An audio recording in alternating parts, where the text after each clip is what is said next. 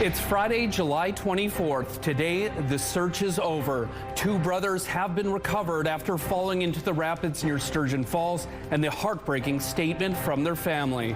Also today, housing tower proposal. How many new residential units may be going up in South Osborne, and why not everyone in the area is on board. Plus, digging out in Dauphin. We get a look at the seriously slimy conditions inside Dauphin's Health Centre and what it'll take to clean up the mess. Your Morning Winnipeg starts right now.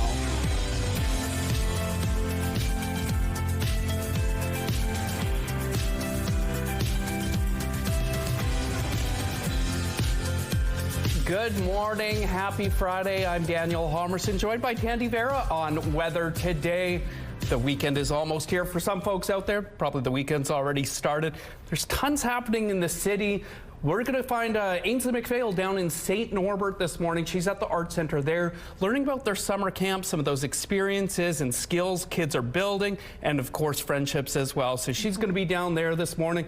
And we're also going to talk to the president of the Calgary Stampeders. They're in town to face our Bombers tonight. They're trying to drum up some support for the Grey Cup this November. But Bomber game tonight, how's the weather shaping up for football, folks? We do have a mixed bag today. Yes, it's going to be a scorcher. It's going to be really, really hot, but we do have that risk of thunderstorms as early as 8 a.m. It's 17 degrees right now, mostly clear outside, winds gusting south at 27 kilometers per hour. The pressure is falling and the humidity is sitting at 86%.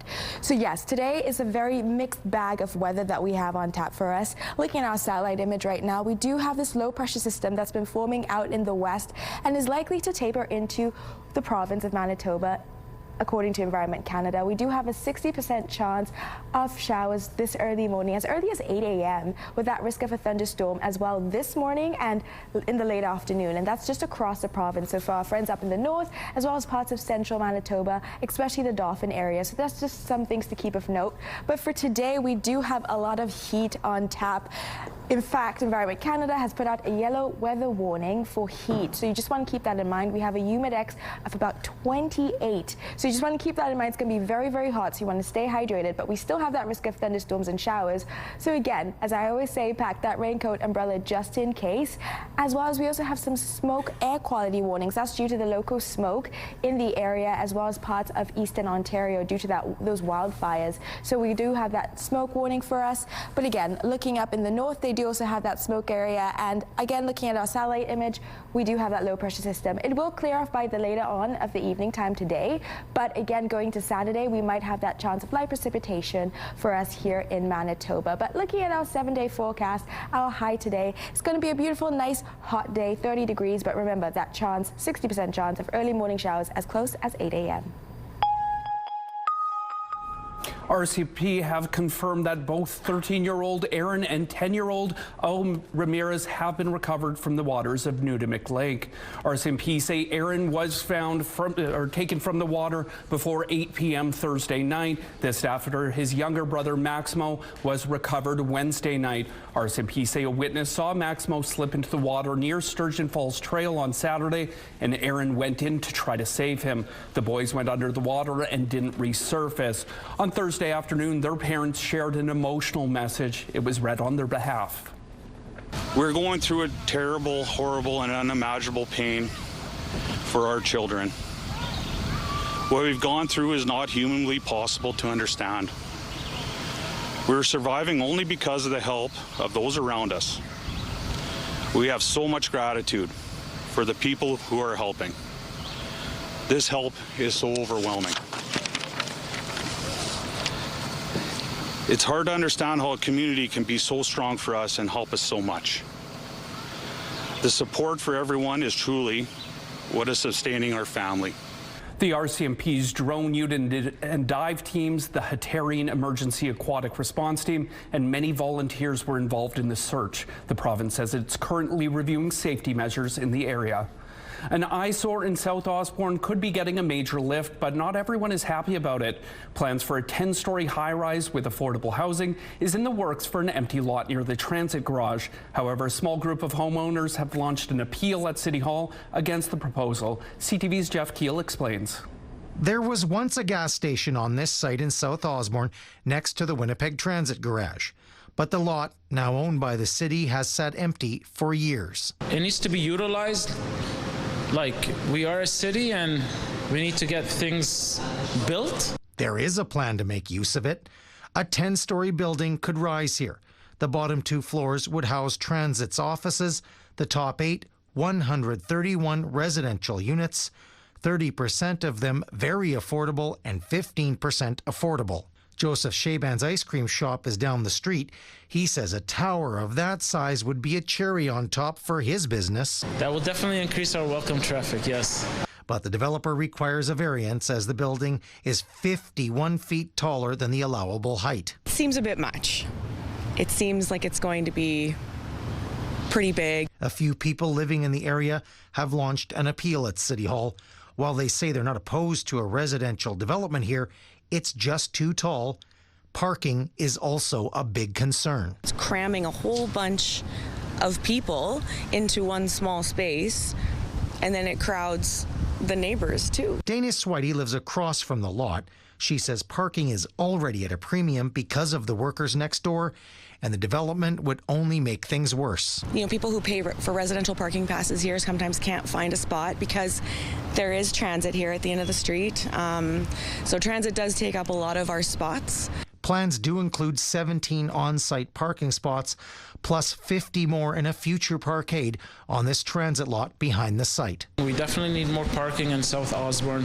I have a lot of people coming from Winnipeg Transit asking me if they can use our parking stalls. Jeff Keel, CTV News, Winnipeg. Construction could begin next year, and a special appeal hearing is set for July 29th. Prime Minister Mark Carney says everything is on the table when it comes to responding to the U.S. trade war. Canadian governments around this table will do whatever it takes to defend and support our families, our workers, and our businesses.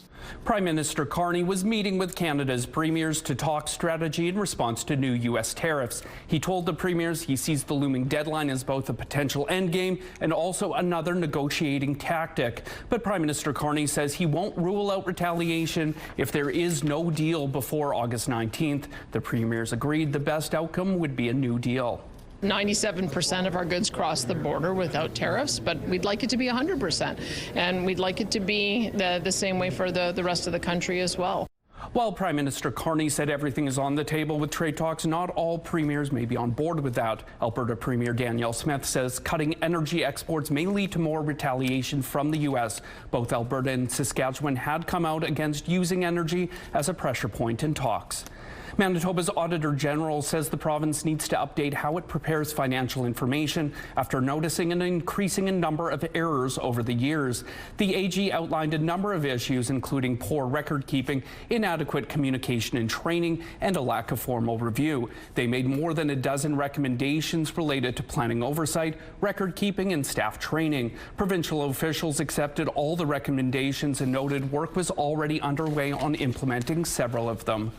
A Winnipeg teenager is turning the sidewalks of Charleswood into her own personal canvas. I've really enjoyed just expressing myself through the art, and it's just fun to color and use the colors to express my feelings. 15-year-old Hope Gross has been creating intricate artwork using her preferred medium of chalk. Her colorful drawings include mystical creatures like dragons, and she hopes her creations bring joy to her community. I want people to see it and enjoy it, and I want people to see it and smile. And if people smile, then my work's done, so. Gross says she comes up with her own ideas for the drawings, but she's planning on taking a suggestion from a young fan to draw a polar bear with blue eyes and a pink dress. Taking a look at the current traffic situation around Confusion Corner, starting to pick up a little bit. If you have any traffic tips to pass along, text them to us at 10400.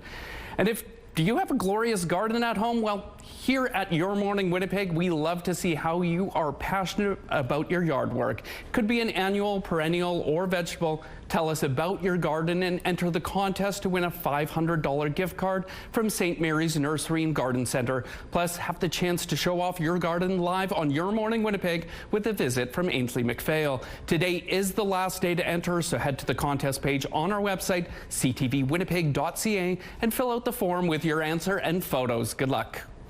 And speaking of Ainsley McPhail, we find her this morning down at St. Norbert Arts Center, or SNAC is the acronym for it, and SNAC is having a summer camp, and Ainsley's going to tell us all about it this morning.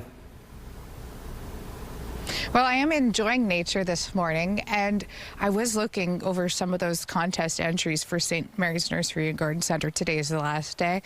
It's getting a little competitive, so make sure you're getting those in so we can visit you.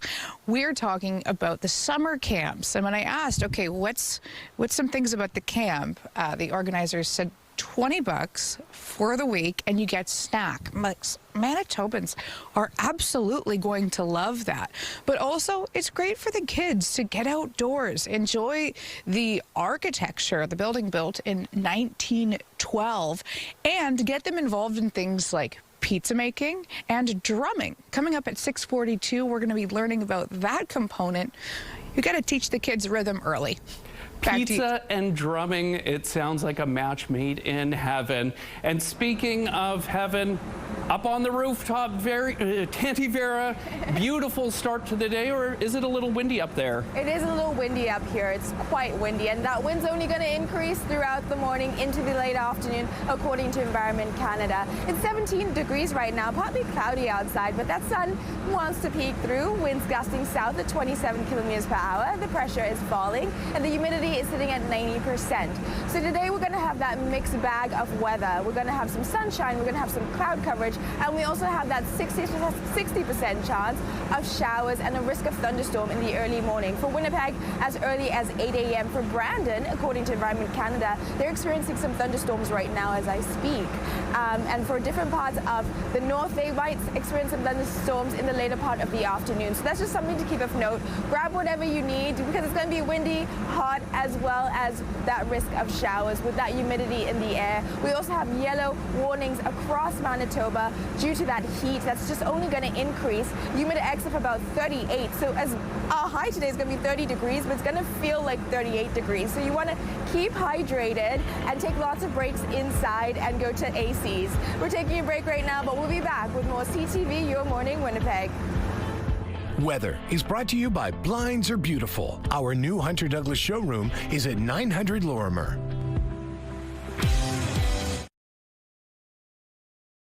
Premier Wab Kinew is calling Wednesday's 911 service outage unacceptable and says he raised the issue with the Prime Minister on Thursday. So yeah, I raised it directly with the Prime Minister. He committed to calling the CEOs of the telecoms and addressing the issue. And so we'll continue working with the federal government, both at that level, the ministerial level, and then working with the big phone companies directly. God knows they're certainly charging us enough money on our phone bills. 911 services were temporarily unavailable for callers outside of Winnipeg for several hours Wednesday after Bell says a third party cut through a fiber cable. People were told to call their local emergency services directly until the service was restored late in the afternoon. Kinew was speaking from the sidelines of the Premier's meeting in PEI, which wrapped up yesterday. Bell is the parent company of CTV News. Meantime, we're getting a look inside the waterlogged Dauphin Regional Health Centre after flooding closed the facility at the beginning of the month. These photos were provided by Shared Health. They show floors slick with mud and debris throughout the facility. Medical items, boxes of medical equipment, computers and office supplies appear to be completely ruined and littering the floor. In another photo, workers wearing protective gear can be seen scrubbing floors and carrying heaps of trash outside. Prairie Mountain Health previously said considerable damage was done to critical infrastructure, including medical gas equipment, the pharmacy, and HVAC systems. 54 patients were relocated to Brandon and other health centers. There's a race in Alberta to find an 11-year-old boy who disappeared 1 week ago. As CTV's Kathy Lee reports, along with the search are new calls and questions when it comes to issuing warnings for missing children. Like hundreds of other Calgarians, Ashley Torres and her friend are on a mission to find a missing boy. I'm here trying to to look for him, like have a bit of hope. It's been 1 week since Parker Wells was spotted in a northwest Calgary community. The 11-year-old, who is on the autism spectrum and nonverbal, appears on this surveillance video.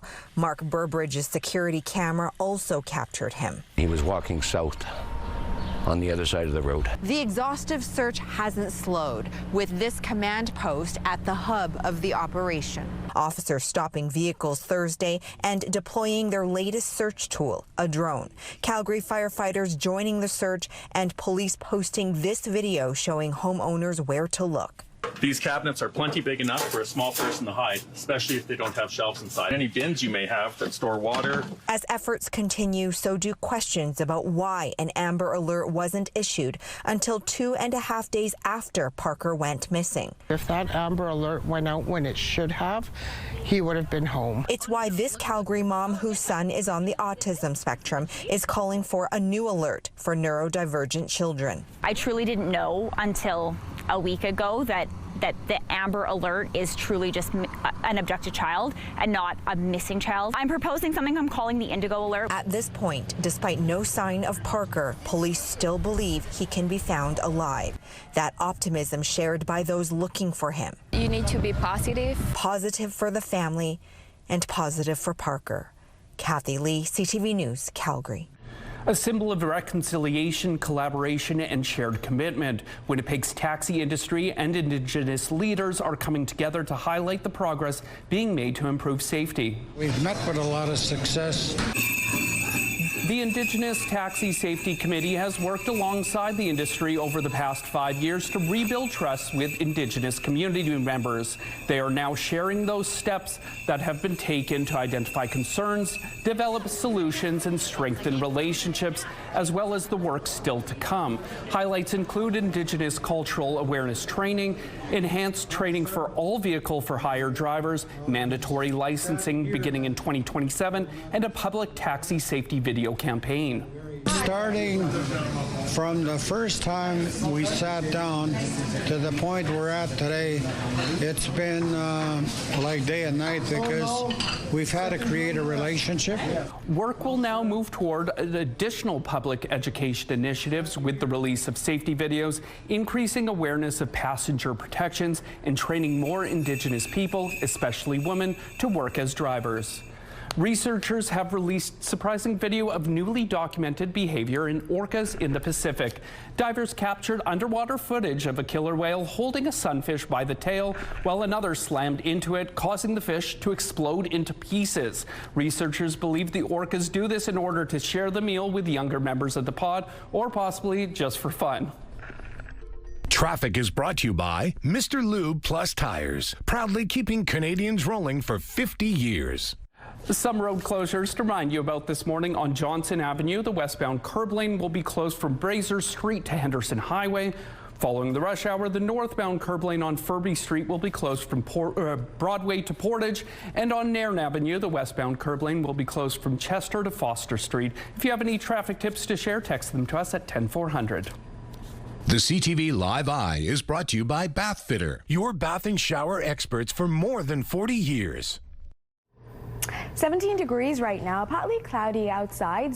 Winds gusting south at 27 kilometers per hour. The pressure is falling and the humidity is sitting at 90%. So today we're going to have a mixed bag of weather. Looking into a satellite image right now, we have a low pressure system that's been forming out west of us that's likely to taper into different parts of the province. In fact, right now in Brandon, they're experiencing some light showers, according to Environment Canada. We too in Winnipeg might experience that as early as 8 a.m., according to Environment Canada, with that risk of thunderstorms. There's a 60% chance of those showers, but that's just something to keep of note as you're traveling about during your day. But we do have some weather warnings just to keep you alert. We have some yellow warnings for the greater part of southern Manitoba due to that heat. 30 degrees will be our high today, and across the province we're going to be dealing with these high 30s and high 20s, but we have a humidex of about 38. So as much as it's going to be 30 degrees, it's going to feel like 38 degrees. So Environment Canada warns just to stay hydrated. Even if you don't feel thirsty, just make sure you're hydrated, make sure you stay in cool places. And beyond that, not just with the weather warning for the heat, we also have a smoke warning, air quality warnings. That's due to that local smoke due to the wildfires in the area, as well as up in the north. So that's just something to keep of note for today. But again, as I said, 8 a.m., we're going to have maybe that risk of early morning showers or that risk of a thunderstorm. But by the time it's 5 p.m., we also have that risk again of thunderstorms in the late afternoon with winds gusting south from 30 to 50 kilometers per hour. So quite intense winds for us. It's going to be windy, it's going to be hot, and it also might rain. So much weather for us, mixed bag. Thanks to Mother Nature. But looking to the rest of the week on our 7-day forecast, it's mostly going to be sunny skies that we're going to experience with those high 20s and 30s. So something to keep of note. And looking at our beautiful Skywatch pick of the day, Mr. Pepper at Grand Beach. What a beautiful picture. Please keep those pictures coming. We're taking a break right now, but we'll be back with more CTV Your Moring Winnipeg.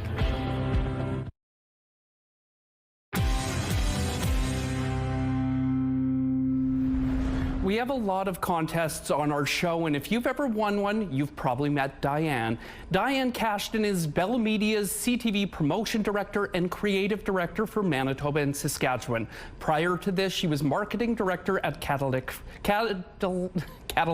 Fairview Shopping Centres in Winnipeg and Calgary. Diane started her career at CKXL 1140 Radio in Calgary and held roles as music director and promotion director. She's been with CTV Winnipeg for the past 29 years, and now Diane Cashton is retiring after nearly 38 years in broadcasting. Congratulations, Diane, on a very accomplished career, and thank you for everything. An 11-year-old has started his own summer business, and he isn't afraid to get his hands dirty. And as CTV's Sean Leathong explains, Ashton Meyer's idea has also turned him into a social media star. He gets customers the old-fashioned way, whether it's a doorbell or a knock. This 11-year-old entrepreneur does the legwork just to give his pitch. My name's Ashton, and I'm doing a service where I'll clean all your garbage bins. Hello. While some kids his age spend their summer playing video games, Ashton Meyer started his own business, offering to clean garbage bins for a reasonable price. It's all for $10. I'm coming back on tomorrow and Wednesday. While going door to door in East Gwillimbury, Ashton records his interactions, posting to social media, and he's a hit. I have 100,000 followers. His first video on Instagram generated 2 million views, his second 4 million. And then the one after that exploded and got like 7 million views. As viewers connect to the videos, it's led to even more attention. Have you seen the viral video of the kid going door to door selling his bin cleaning services? Even landing an interview on Fox Business News in the U.S. Do you do the hard sell? No, I'm more of a medium sell, but I'm like a soft sell. The videos document not only the work he does, thoroughly cleaning bins inside and out, but also the reality of rejection that comes with the territory. You know what, I'm gonna pass on it for today. The first no's, like when I went around my street, were the hardest. Every night, Ashton's father, Jonathan, comes along for support, and he thinks the connection comes from seeing someone overcome adversity. I think people just like how genuine Ashton is. He's just trying. It's really refreshing, I think, to see kids out there and doing something. I'm cleaning garbage bins. On this night, Ashton faces plenty of barking dogs and rejection. Not today. Okay. But there are also a couple new customers. Would like 4 o'clock be okay? And with every door, his confidence grows. So that includes your green bin, your recycling, and your garbage. Oh my gosh, that's a great business. You know what could we do next week? Since late May, he's pulled in $700. His goal for the summer is to make $1,000. And in the fall, I'm gonna rake and blow leaves. So we're gonna keep the trend going. With each door gaining valuable life lessons before he starts grade 7. Sean Leathong, CTV News. Not a lot of traffic to show you near Polo Park right now, but we'll be right back with more CTV Your Moring Winnipeg.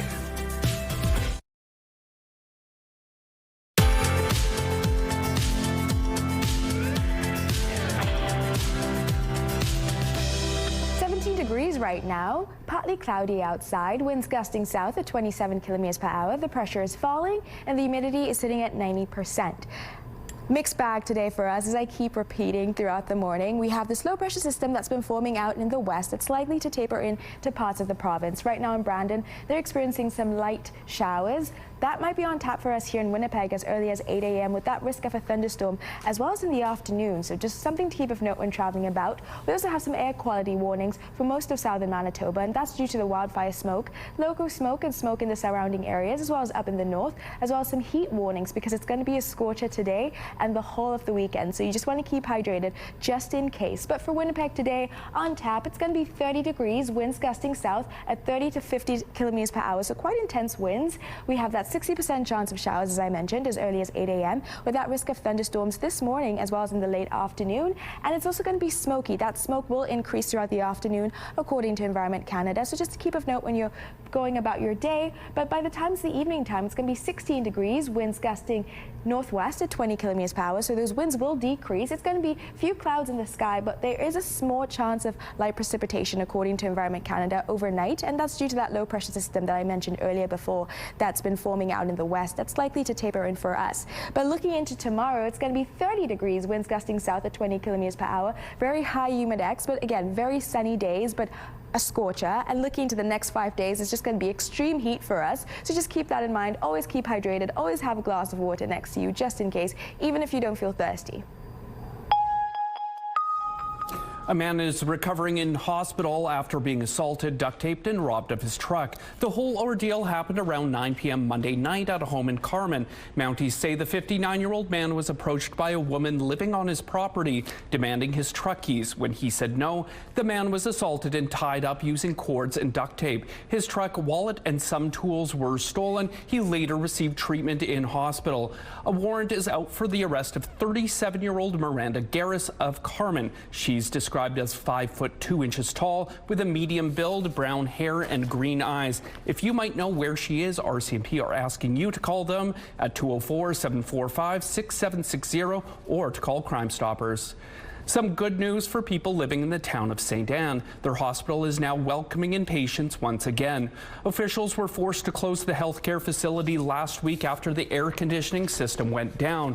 The lab and x-ray departments reopened yesterday, and the hospital is also open for inpatients. During the shutdown, 20 patients were evacuated to other healthcare facilities. Southern Health says the 17 patients who still require care are now back at St. Anne Hospital.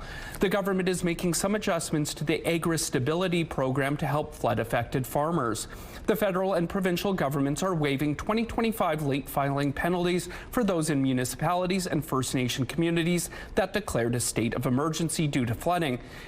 Even if you're outside of those areas and you missed the June 30th filing deadline, you may still appeal for a waiver. The interim payment is also being bumped up from 50 to 75%, meaning larger payments sooner. If you've already received an interim payment, you'll automatically receive a top-up.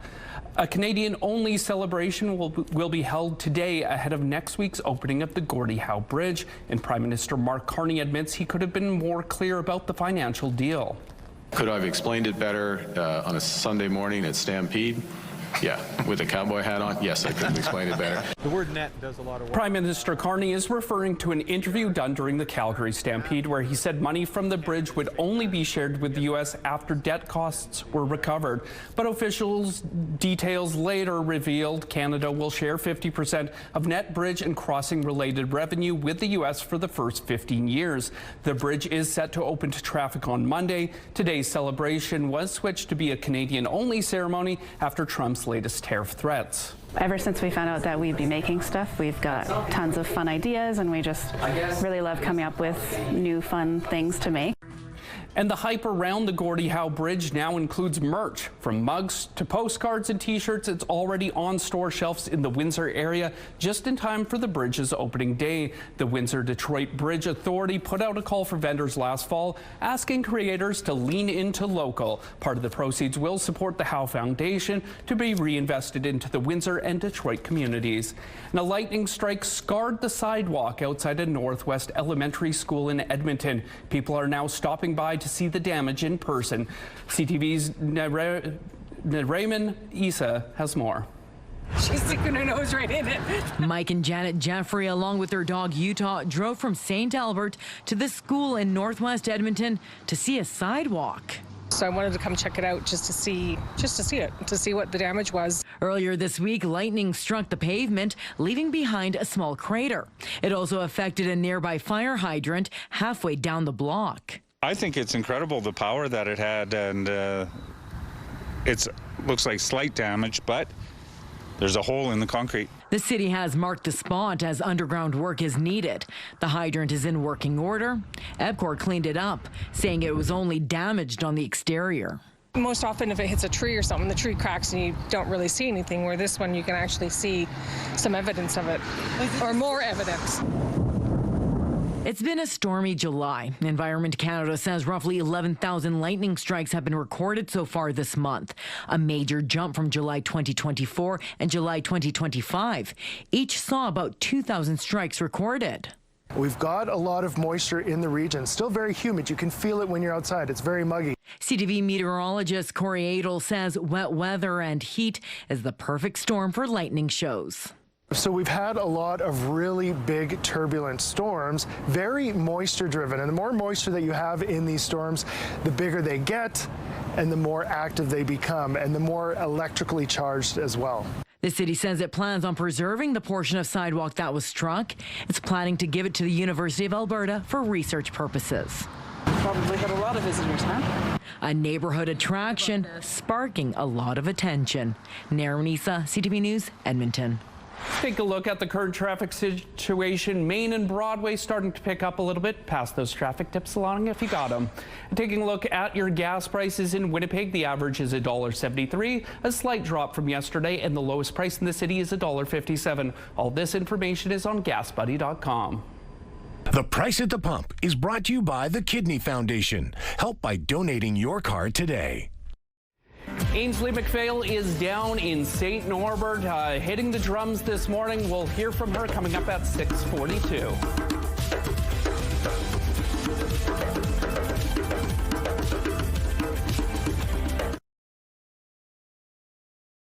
Weather is brought to you by ABC Fire and Safety, your CO2 refill store. It's a little windy out here right now. The wind does have a little bit of a chill to it, but I like the chill considering we've been experiencing that heat all through the week and for the weekend upcoming. It's 17 degrees right now, partly cloudy outside. The sun is not peeking through. It's quite covered by that cloud coverage. Winds gusting south at 27 kilometers per hour. The pressure is falling and the humidity is sitting at 90%. Across the province, we do have some yellow warnings, specifically for Portage, Brandon, the Pas, as well as some parts up in the north, and that's due to that heat, according to Environment Canada. So you just want to keep that of note as well. Some air quality warnings due to the local smoke and smoke in surrounding areas from northeastern Ontario, and that's due to that wildfires that are taking place there. So it's smoky today and sunny today, and we also have that risk of thunderstorms in the early morning and that risk of early morning showers. So grab that raincoat, umbrella just in case, because Mother Nature can switch up on us at any point. But besides that, it will be a scorcher today as well as the rest of the weekend. So we're going to have some quite intense heat. We're going to head out to Ainsley right now, who's checking out some drumming action. Ainsley, how's it going? Speaking of intensity, we're at St. Norbert Arts Center. We're talking about the summer camps for kids. Just $20 for a week. How awesome is that? Jay is joining me alongside some other friends here at St. Norbert Arts Center. Jay, there's a drumming circle for the kids at camp. Tell us all about it. Well, yeah, I've been coming in once a week to work with the kids and share some of my knowledge and experience with African drumming. And so far, it's been really good. The kids they've been into it and having a great time. Okay, I have no knowledge or expertise in African drumming. Now, 101, like you'd tell a child, how is it done? Well, pretty straightforward. Okay. We're playing on a drum called the djembe drum, and essentially I teach the kids a couple different sounds by hitting the drum in different places, just getting them to make the different sounds on the drums and create some different rhythms, playing together, and ultimately by the end of the session we're making some music, and it's sounding really good. I feel like I am a child because the whole time you were talking, the back of my mind was going, hit the drum, don't hit the drum, don't be a distraction. And I'm sure that they're doing the same thing. How beneficial is it for them that they're getting active and they're learning so many different things? Personally, I guess I think it's a great experience for them. It does teach them a little bit of self-control, as you mentioned, and just being able to listen, follow the instructions, and work together as a group. Everybody playing together on the beat, I think it's something that really helps kids, and not only camps here, going into schools as well. It's a great activity for kids and they can achieve some success within a relatively short period of time. Kids need to learn rhythm early. I've always said that. Jay, we got 30 seconds left. Let's hear something. All right.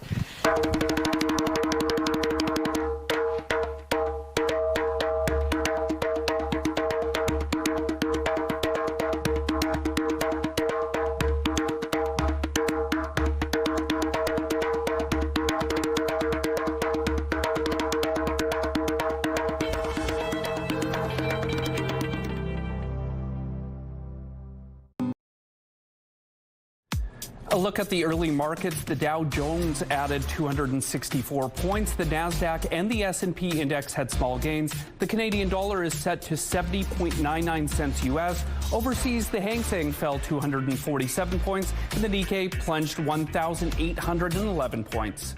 A teacher in the Mountain View School Division has been stripped of his teaching license after a review commission found he solicited sexual images from a person he thought was an underage girl. According to a report by the Commissioner of Teacher Professional Conduct, the situation began on July 23, 2025, when the teacher Joshua Braxma connected with a social media account he believed belonged to a 15-year-old girl.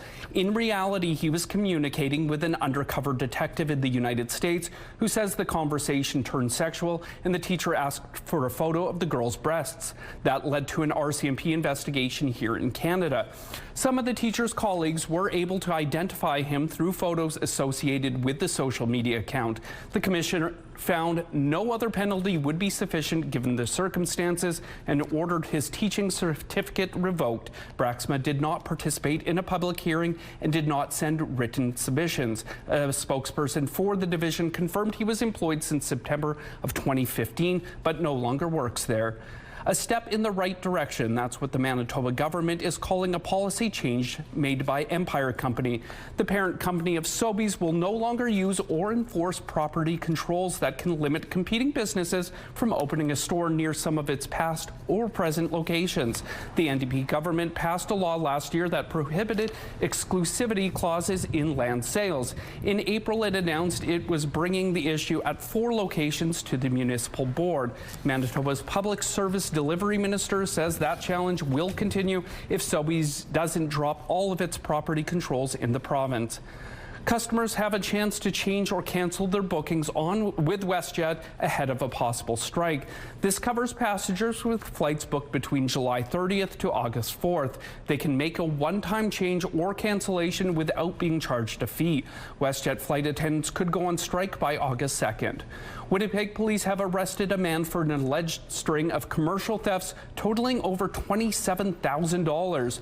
Police say between the end of June and early July, the man went to retailers in the 1400 block of Portage Avenue 5 times and stole merchandise worth around $5,000. Then in mid-July, over a 4-day period, he went back to the same area another 5 times and took merch valued at nearly $23,000. On July 21st, he returned once again, this time stealing $123 worth of goods. All of the incidents were captured on retailers' security cameras. The 23-year-old man was arrested without incident. He's charged with multiple counts of theft under $5,000, as well as 2 additional theft over $5,000 charges. He was detained in custody. None of the charges have been tested in court. A joint operation between agencies in Canada and the U.S. has resulted in a seizure of $139 million worth of drugs. Drugs in this room are not ending up in the hands of our community's vulnerable population. The firearms in this room are not sowing chaos in our communities. Police showed off the haul from Project Bay. It includes 1.7 tons of drugs as well as 17 guns, one of them an anti-tank rifle. The investigation was started by Windsor Police. Other agencies then joined in, including Ontario Provincial Police, the RCMP, and U.S. Homeland Security. 19 suspects have been arrested. 2 others are still on the loose. Well, it turns out soccer fans in Toronto were hungry. New data from Open Table shows Toronto restaurants saw an increase in dining during the World Cup. The report found on average people dined out 18% more on the days in June when World Cup matches were being played in the city compared to the same time period in 2025. Dining was also up 28% on average on the days Team Canada was playing. And as fans cheered on Spain or Argentina in Sunday's final, seated online reservations were up 38% year over year. Some road closures to remind you about this morning on Johnson Avenue. The westbound curb lane will be closed from Brazier Street to Henderson Highway. Following the rush, the northbound curb lane on Furby Street will be closed from Broadway to Portage, and on Nairn Avenue, the westbound curb lane will be closed from Chester to Foster Street. If you have any traffic tips, pass them along. 17 degrees right now, partly cloudy outside, winds gusting south at 27 kilometers per hour. The pressure is falling and the humidity is sitting at 90%. Yes, it's a little windy outside and that wind's giving it a bit of a chill. So just something to keep of note. Right now we do have some air quality warnings in place for many parts of southern Manitoba, and that's due to local smoke. And apparently it will increase throughout the afternoon, according to Environment Canada. But looking at our current highs for today, for Churchill, they're going to have a high of 11 degrees. Thompson, 16 degrees, with that risk of a thunderstorm in the early morning and late afternoon. Island Lake at 23 degrees, again with that risk of a thunderstorm according to Environment Canada, a 60% chance. Same with Lynn Lake, 15 degrees with that risk of light showers. Norway House at 23 degrees and the Pa at 23 degrees. They also have an air quality warning as well as a yellow warning for heat because it's going to be quite a scorcher for them today. Swan River at 27 degrees. Dauphin, 29 degrees with that risk of light showers. They actually experienced some showers earlier this morning. That was due to that low pressure system coming in from the west. Brandon, a high of 31 degrees. So quite intense heat for them today. Same with us here in Winnipeg. 30 degrees is going to be our high with that risk of a thunderstorm in the early hours of the morning, as early as 8 a.m. as well as in the late afternoon, and that chance, 60% chance of showers. And in Barons River, 25 degrees, again with that risk. With Steinbach at 28, again with that same risk. And looking into Kenora, 24 degrees, the same risk as well. But looking into our 7-day forecast, we mostly just have sunshine on tap for us, which is what we want to experience. But again, it's going to be sunshine with quite intense heat, so it's going to be a scorcher. So please keep hydrated. Let's check in now on Bo and Gabby at Bounce 99.9. Bombers, Gold-Eyes, it's Christmas in July weekend here in the city. You guys are in your Christmas in July best. Yeah, we're resplendent, aren't we, in blue and red? I can't wait for that Bomber game tonight. I know you're a big fan, Dan. And speaking of Christmas in July, they brought in earlier this week, it's basically a turkey dinner on a bun. And once you get it out of the box, it is delicious. Oh, yeah. So I think by the end of the second quarter, I may be chowing down on that tonight at the Bomber game. And for me, everyone who knows me, athletic ability, not my strong suit, but I'm actually throwing out the first pitch at the Gold-Eyes game tomorrow night for their Christmas in July game. That's so and, cool. Bo has been coaching me. He's been coaching me in the back alley behind the scenes. So after that back alley coaching, I'm maybe prepared. I at least know now that I can't throw underhand. That's how I started out my my pitching career. And so we'll see. Like, I'm probably going to embarrass myself, but that's going to be part of the fun of it all, I think. Gabby's got a bit of fear when it comes to sporting stuff like that, Yes. doing sports Yes, stuff. So in front of other people. Yeah, we were talking about other fears that you might have that freak you out a little bit. Dan, what about you? I hate roller coasters. I liked them as a kid. I don't like them. I don't want to be thrown around. I don't want to feel sick. I don't want to get jumbled around. It's awful. So definitely roller coasters and most carnival rides, actually. What about you guys? Oh, I'm the same way. You know, though, when the guy says, do you want to go faster? I say, no, I want to get off. I hate carnival rides, anything scary like that. I like anything underground, I'm out. I used to like to go down into these caves and explore. Somehow now I become very claustrophobic. If it's underground, I'm not going. I didn't know about Bo's long history of splunking, but that's something new I learned about him. So he's done with splunking. He's never going to be a miner. That's it. For me, it's mimes. Like, why are they so silent? I think it's like the face makeup, the outfits, the sad face all the time. Mimes really freak me out. They she could never be a mime. You talk too much. Oh, One quick note, Gabby, by the end of the weekend, you can say you, Bob Odenkirk, Dermot Mulroney, Jonathan Taves are all first pitch throwers. Have a great weekend, guys. Saskatoon is testing out new ways to bring fresh, healthy food to low-income households. CTV's Allison Bamford on the growing popularity of food forests. These have just started blooming as well. On a rainy walk through the park, Shannon Dick can see her passion project flourishing. They're not going to produce very much for the next few years, but it's nice to see the potential. 15 different kinds of fruits, vegetables, and herbs are planted throughout this Saskatoon park. There's some haskaps, and this is where some of the native plants are as well. It's one of two so-called food forests the city is testing out. We've chosen locations where hopefully it will provide people who need a healthy snack that snack. The city planted the forests in lower income neighborhoods that lack nearby grocery stores, hoping to address the growing problem of food insecurity. It will provide access and education, all those kinds of things, but it probably won't have a lasting impact on the number of folks coming through our doors. Inflation has driven up the cost of fresh fruits and vegetables, items that aren't always available at the Saskatoon Food Bank. Breaking down barriers to people being able to access the kinds of fruits and perhaps vegetables that can be grown here in Saskatchewan, all of that is really important. The food forests aren't open to the public just yet, which is why there's still a fence around them. The city says they want the plants to grow for 2 years before the fruit is up for grabs. Some of the fruit trees and shrubs, they don't produce fruit for a few years anyway, so this is to just keep them protected. The Nicotine family lives in the neighborhood, and the kids are already excited to pick fresh fruit for their future picnics. I'd pick some raspberries probably. They should do that in more places. If these forests are successful, Dick says the city could plant more down the road. It'll be a bit of an experiment. This is relatively new for us, but we'll keep an eye on it. And see how it grows. Allison Bamford, CTV News, Saskatoon. Traffic moving well on McPhillips Street. Don't go anywhere. We'll be right back with more CTV Your Moring Winnipeg.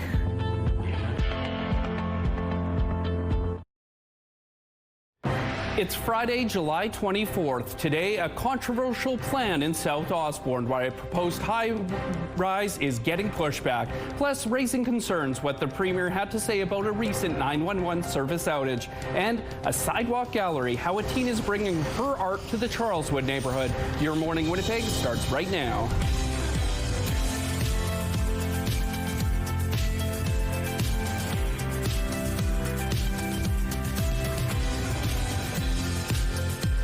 Good morning, I'm Daniel Halmerson, she's Tandy Vera, and we're heading into the weekend. It's finally Friday, and we have a great show for you today.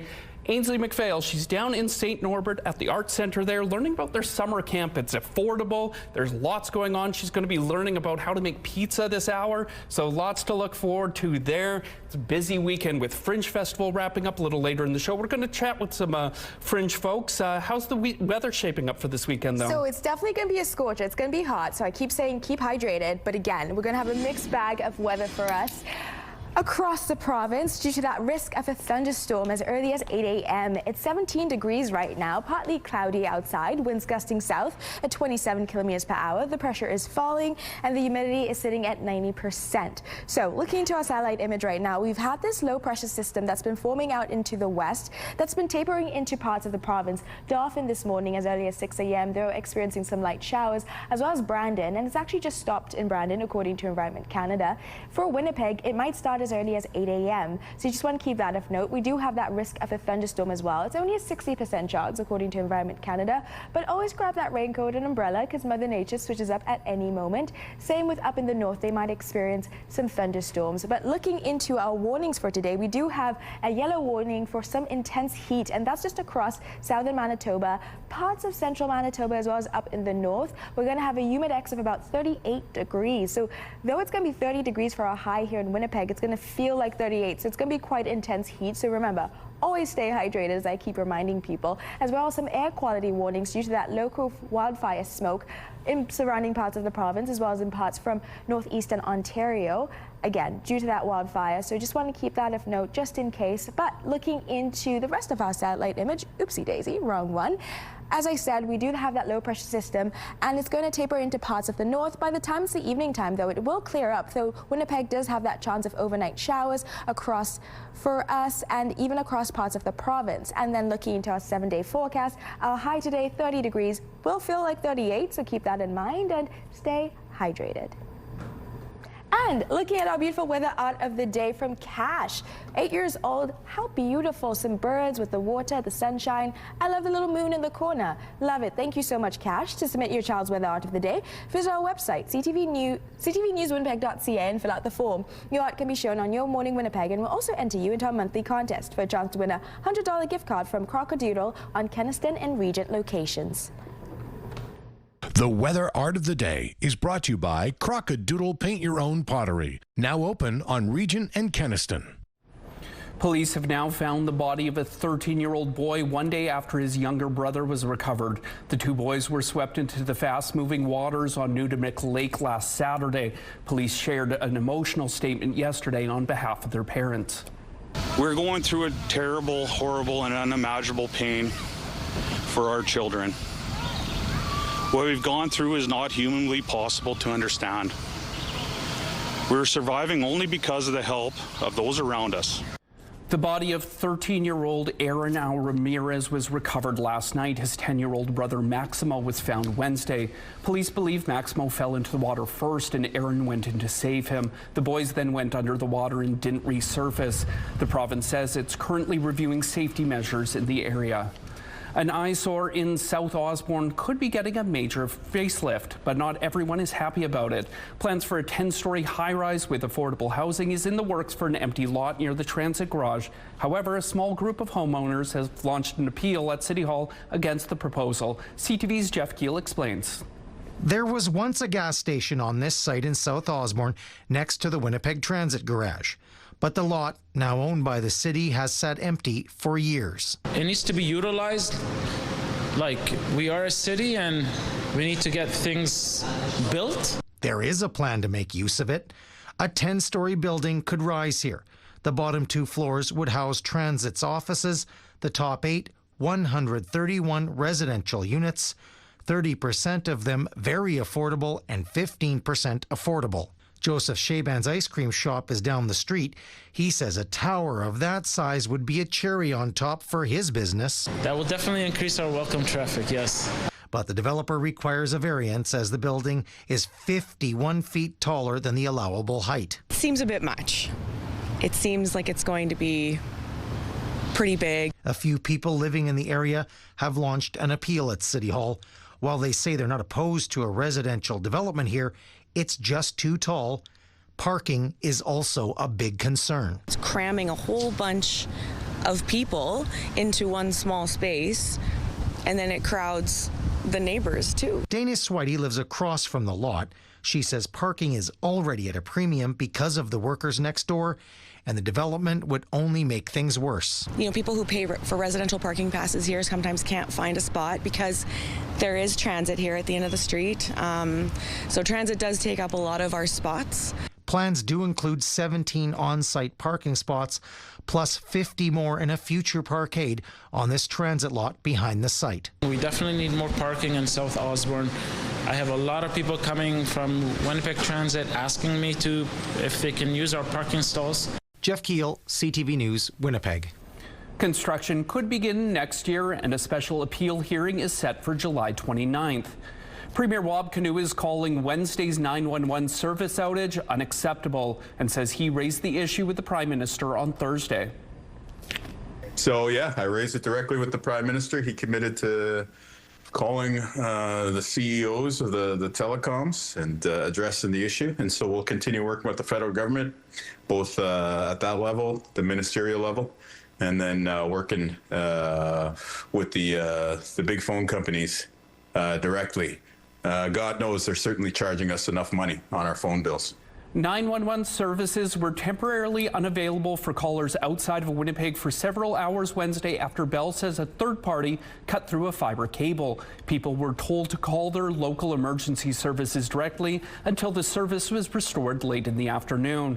Canoe was speaking from the sidelines of the Premier's meeting in PEI, which wrapped up yesterday. Bell is the parent company of CTV News.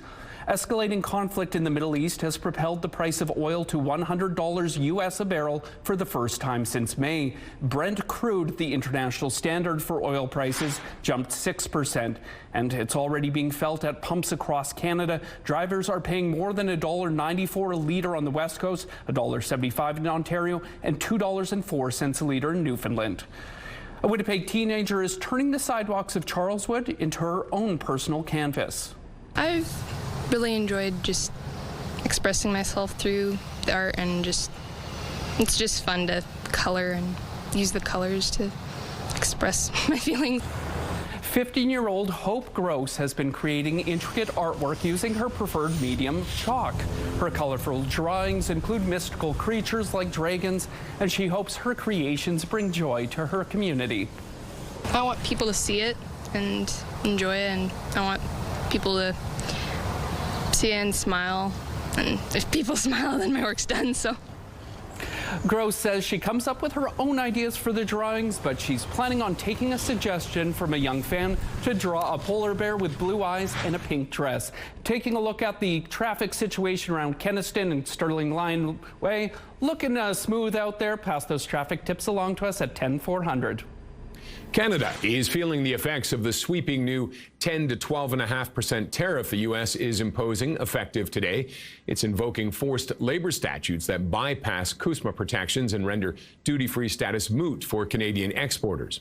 The move compounds a 50% sector-specific tariff on Canadian dairy, lumber, and packaged goods set to take effect on August 19th, pushing the effective average tariff on Canadian exports to approximately 7.5%.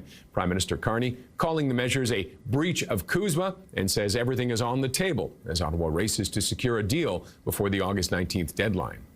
Canada and Ecuador, meanwhile, are signing a free trade deal in Ottawa today, but there will be no public ceremony. Several Canadian organizations and civil society leaders have pushed back against the free trade talks and warned that a deal will threaten the environment and worsen a human rights crisis in the South American country. And American Express raising its forecast for this year's revenue growth after reporting second quarter earnings that topped Wall Street estimates. 6 months into the year, we're seeing stronger momentum than expected. That was from Chief Executive Officer Steve Square, he said in a statement on Friday. Those are your morning business headlines. For BNN Bloomberg, I'm Roger Peterson. Well, it's a beautiful morning down in St. Norbert at the Arts Centre, and that's where we find Ainsley McPhail, who's learning a little bit about their summer camp program. We heard a little drumming earlier. What are you up to now, Ainsley? Yeah, from drumming to pizza, there's no shortage of events and activities here at the St. Norbert Arts Centre. Kids 8 to 12 can enjoy a $20 price of admission for the week and a couple snacks. I wouldn't call the pizza a snack, I guess, depending on how hungry you are. But this is the spread. This is the setup for the kids, that they can make everything, put it all together, and ta-da, look how wonderful the finished product is. Coming up at 7:27, we're going to learn about some of the benefits for those kids and why getting them in the kitchen is helpful for the summer months. We're also going to be learning about some scavenger hunts and some outdoor activities for them, because there's no place better than St. Norbert. Back to you. Love it. Love it, and I would love a slice of pizza. Candy Vera is up on the rooftop this morning. How are things shaping up out there? It's windy right now. It's a windy start, but it's a nice cool wind. And it's foreshadowing that we're going to have the opposite later on today, because we're going to have that heat. So I'm quite enjoying the wind right now. 18 degrees currently, partly cloudy outside. Winds gusting south at 25 to 36 kilometers per hour. The pressure is falling and the humidity is sitting at 89%. So as I said, it's a very chill, windy start to the day. But that wind, is, I keep repeating, has a chill to it. That's quite nice, especially because we've been experiencing that intense heat. And we will later on in the afternoon. We do have some yellow warnings in effect expect, according to Environment Canada, for different parts across the province. Southern Manitoba, parts of central Manitoba, as well as parts up into the north. So that's just something to keep in mind. And if you're thinking of taking a walk today, now would be the best time to do it because this weather is pretty nice. I will say here in downtown Winnipeg, with the cloud coverage, it is quite overcast, but I do see that sun trying to peek through from the clouds. So it will be sunny. We're going to have that mixed bag of sun and cloud across our province with the risk of thunderstorms, as well as some early morning showers as early as 8 a.m. for Winnipeg. Brandon just experienced some for about an hour from the 6 a.m. to 7 a.m. and Dauphin at about 6 a.m. the rain stopped there too. So not a lot of rain, but just like short periods of rain might happen for us here in Winnipeg. Weather is brought to you by Canadian Footwear, helping you find the perfect fit.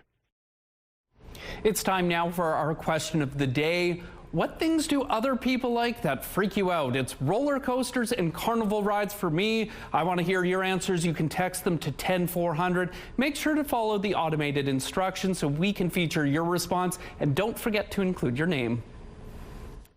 Question of the day, brought to you by Provivo, Manitoba's #1 cool sculpting clinic, science-backed body contouring. At Your Moring Winnipeg, we're all about celebrating your amazing pets, furry, feathered, or scaly. Your Pet of the Week submissions have been amazing, and we want to see even more. Whether it's dogs, cats, birds, or any other pet pals, send them our way. Drop your pet photos and a fun little story about them to Pet of the Week at ctv.ca and catch us every Thursday to find out if your pet is our Pet of the Week on Your Moring Winnipeg. And speaking of Your Moring Winnipeg, we'll be right back with plenty more.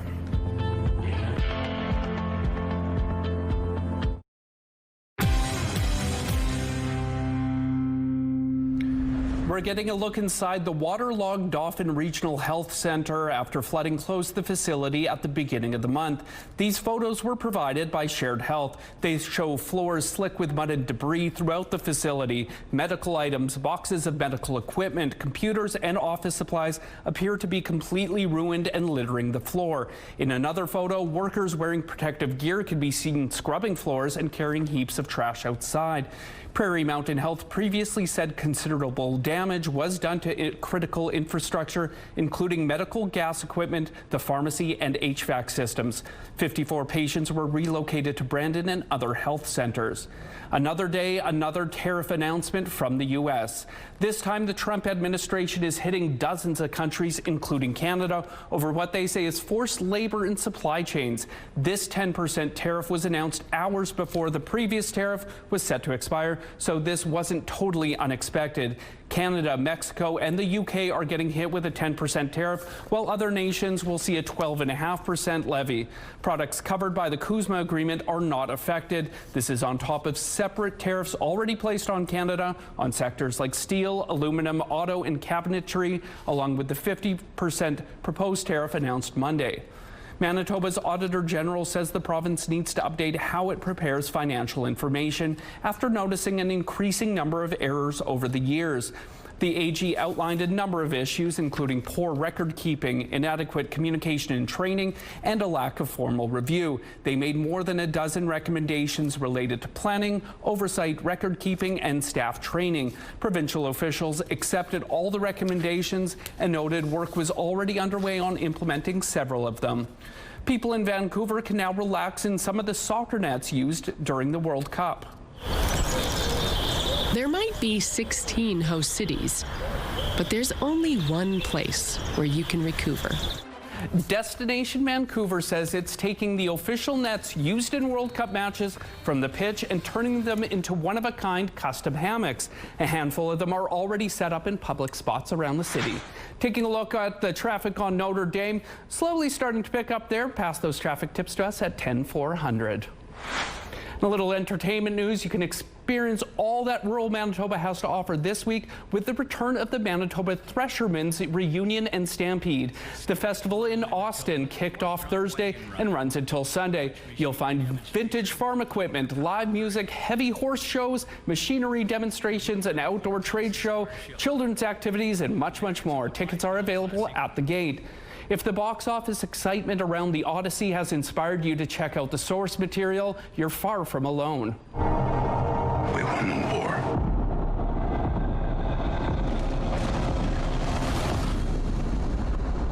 Help me go home. While the latest version of Homer's epic takes over movie theaters, Variety reports it's also driving a surge in book sales. Figures from Circana Bookscan show purchases of all versions of the nearly 3,000-year-old tale are up 76% this year. Spotify says audiobook streams of The Odyssey are up roughly 680% since last week's premiere. And you're cordially invited to go behind the scenes of this film. Hi, come in. Nice to see you. We are so happy you're here. The invite has been in theaters for a couple weeks now, but we're just getting a bit of this behind the scenes. Penelope Cruz shared these photos of the cast and crew from the set, including Seth Rogen and Edward Norton. This is now Olivia Wilde's third directed feature film. And Zach Krager is back with another scary film. Got time for another run? No, I'm wrapped up for the... It's outside the zone, so it pays double. I can do that. The official trailer for Resident Evil has been released. Krager is behind the wildly successful movie Weapons and Barbarian. Austin Abrams, who also starred in Weapons, plays an Oregon courier tasked with delivering a package to a remote hospital. Resident Evil hits theaters September 18th. Your primetime lineup starts at 7 with Spring Break Murders, followed up at 8 with Crime Scene Investigators, and at 9, catch the rebuild inside the Montreal Canadiens. It's all right here tonight on CTV. The CTV Live Eye is brought to you by Bath Fitter, your bath and shower experts for more than 40 years. 18 degrees right now, partly cloudy outside, but that sun is peeking through. Winds gusting south at 25 to 36 kilometers per hour. The pressure is falling and the humidity is sitting at 89%. Mixed bag of weather on tap for us today. Looking at our satellite image right now, there's been a low pressure system that's been forming out in the west that's tapered into parts of the province. Dauphin and Brandon experienced some early morning showers earlier this morning, and for us here in Winnipeg, we might experience that as early as 8 a.m. We do have some weather warnings in effect right now, according to Environment Canada, and this is due to that heat that's only going to increase throughout the day. So just keep that in mind. And my favorite word for the day today is hydrate. So keep hydrated, because again, that heat is going to be a scorcher with a humid index of about 38 degrees. So it's going to feel like 38 degrees. And we also have some air quality warnings in effect due to that local smoke from wildfires, as well as wildfires on the northeastern Ontario border as well. So just keep that in mind for traveling about. But for here in Winnipeg today, by 8 a.m. it's going to be 20 degrees.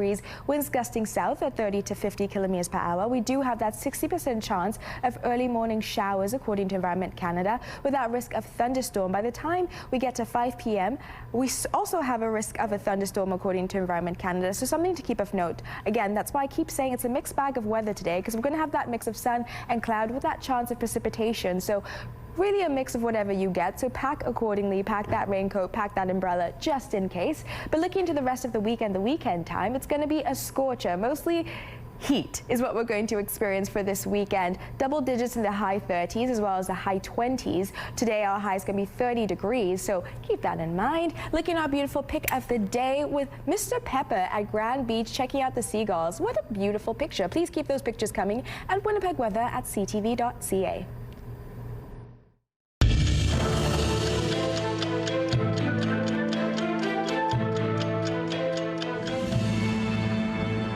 July 24th, 1959. During a visit to Moscow, Vice President Richard Nixon engaged in his famous kitchen debate with Soviet leader Nikita Khrushchev. The impromptu exchanges occurred in the kitchen of a model home at the American National Exhibition, with each man arguing for his country's technological advances. July 24th, 2020. Legendary television personality Regis Philbin died at age 88. According to a statement from his family, Philbin died of natural causes. The genial host shared his life with television viewers over morning coffee for decades and helped himself and some fans strike it rich with the game show Who Wants to Be a Millionaire? July 24th, 2024. Canada's Olympic women's soccer team was dealt a blow just as play was set to begin at the Paris Games. The Canadian Olympic Committee said an assistant coach and a Canada soccer analyst were removed from the team and sent home after 2 drone incidents, including one over a New Zealand practice the previous week. A Canadian professor has won a prestigious award described as the Nobel Prize in Math for solving a problem that stumped mathematicians for decades. The Fields Medal was awarded to Jacob Simerman, a professor with the University of Toronto. He proved a complex mathematical theory related to the appearance of points inside geometric spaces. Simerman is the first from a Canadian institution to receive the award. And a giant hot dog sculpture is drawing plenty of attention in New York City. I got excited hearing hot dog there. This 65-foot long hot dog, which first hit New York 2 years ago, is set up in Times Square. The artists described their work as playful and excessive and called the sculpture, what else? Hot dog in the city.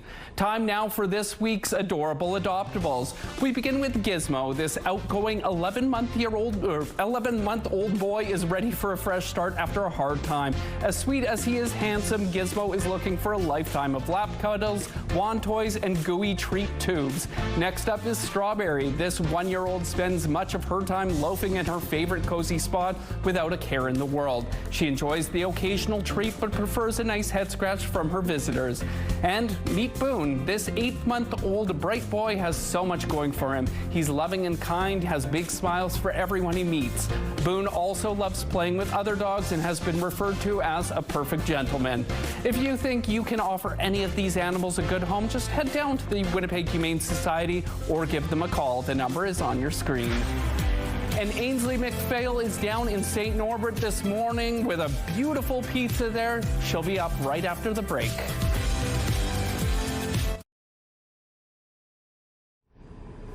CTV's Ainsley McPhail is live this morning down at the St. Norbert's Art Center. And you're a kid at heart, Ainsley, and you're back at summer camp to kick off the weekend. And nothing says being a kid like sinking your teeth into a piece of pizza. None of the camps I went to growing up had make-your-own pizzas. So you're right about that. This is something I totally would have enjoyed then, now, and in the future. Leighton and Sean are joining me, and we are learning all about what the kids can do and what they can make. Leighton, we'll start with you. Fresh ingredients on the table. It's quite beautiful. 100%, yeah. We encourage children here to, make their own pizzas. We have some fresh herbs that they get to pick and smell behind us. We grow all our herbs and microgreens ourselves here in house. We also talk about, like I say to you kids, like onions, and all the kids are like, no. Like, well, actually, the onions and garlic go right in the pizza sauce. So in some way, shape, or form, you do like onions. And it kind of teaches them of, like, real food, and we put it in our tomato sauce, our fresh herbs. As I said, they get to pick their own herbs. We encourage them to think outside of the box. Many of the pizzas are not this round, and that's a good thing. Some people like them square, some kids like them heart-shaped. I had a girl the other day who wanted to make it like a bear and a Pokemon character, and they actually look pretty good. It's something tangible. They get to come away with something they get to eat, and I think it's really good for kids. It gives them a little bit of confidence, and they get to, it's something tangible for them, right?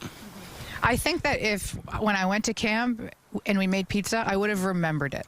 And that's what this is all about, really creating memories around food. Absolutely. I mean, some of the strongest memories I have is about food memories, and certainly having them use their hands with real ingredients, being able to eat it afterwards after it's cooked is an important memory. Like, I have memories of, in my Ave with fresh vegetables and creamery butter, and this is in my mind, or borscht with my grandpa, so these are all memories that I have, and a connection with food. It just doesn't come from the pizza place or a freezer.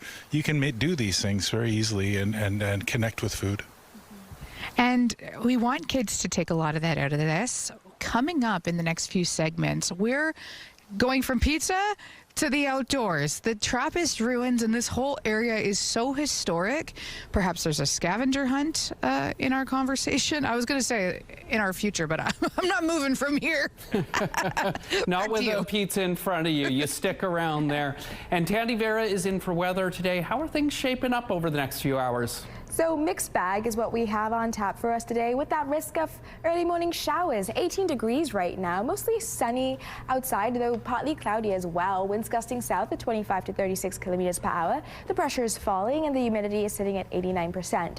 So yes, that mixed bag is what we have on tap for us today. Some sunshine, some cloud coverage, and maybe that risk of thunderstorms. Looking at our satellite image, we do have this low pressure system that's tapered into most of central Manitoba and different parts of southern Manitoba as well. Right now in Dauphin, they were experiencing some rain, early morning showers, as well as in Brandon.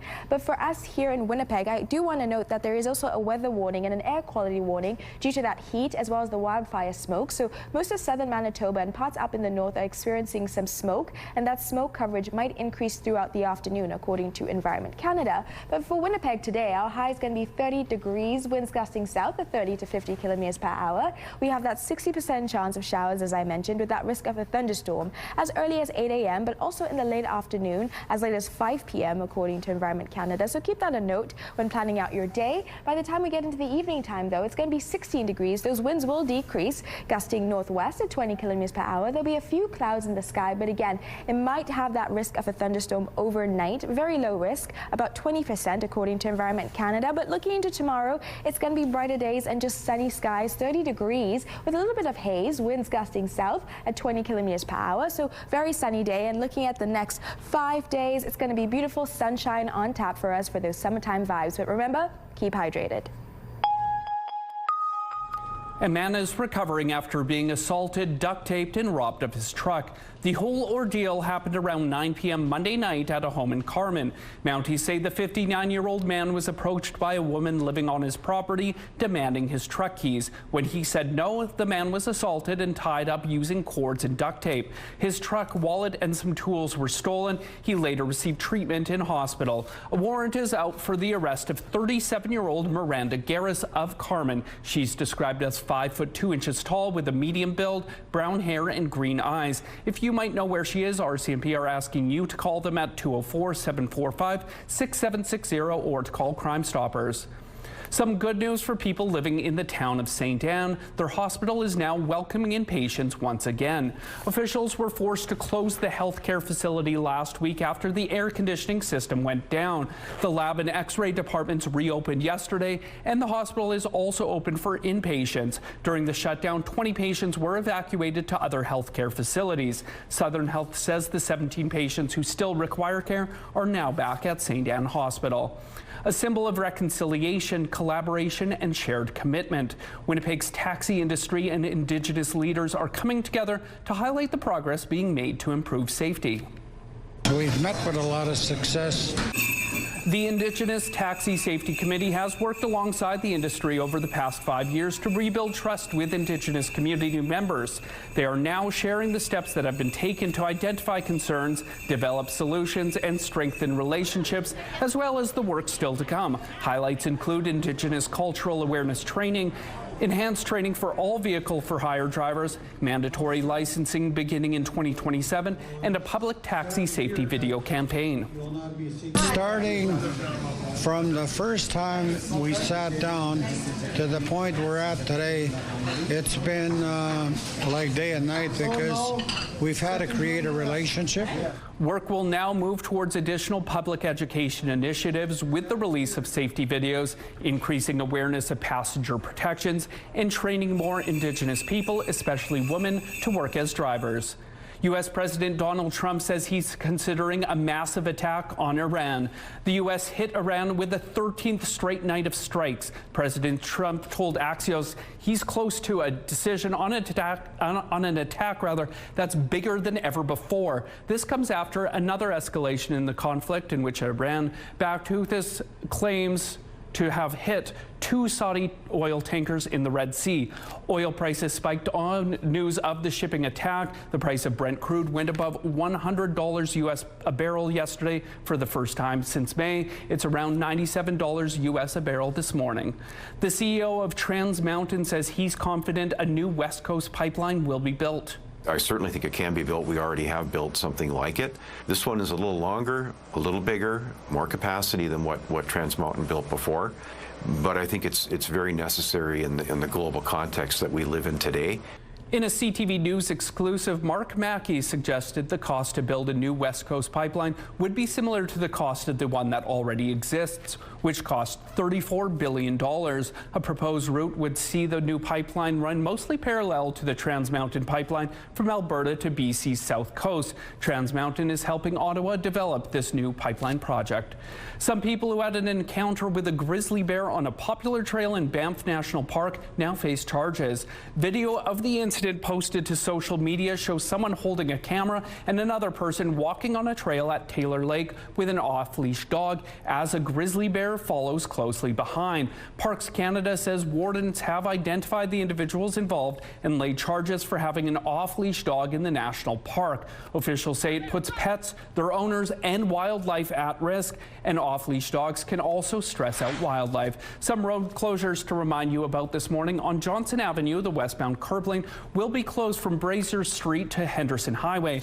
Following the rush, the northbound curb lane on Furby Street will be closed from Broadway to Portage, and on Nairn Avenue, the westbound curb lane will be closed from Chester to Foster Street. If you have any traffic tips, share them with us. And you're taking a look at your gas prices. In Winnipeg, the average is $1.73, a slight drop from yesterday, and the lowest price in the city is $1.57. All this information is on GasBuddy.com. The Price at the Pump is brought to you by the Kidney Foundation. Help by donating your card today. It's 18 degrees outside right now here in Winnipeg. Your news and weather is next here on CTV Your Moring Winnipeg.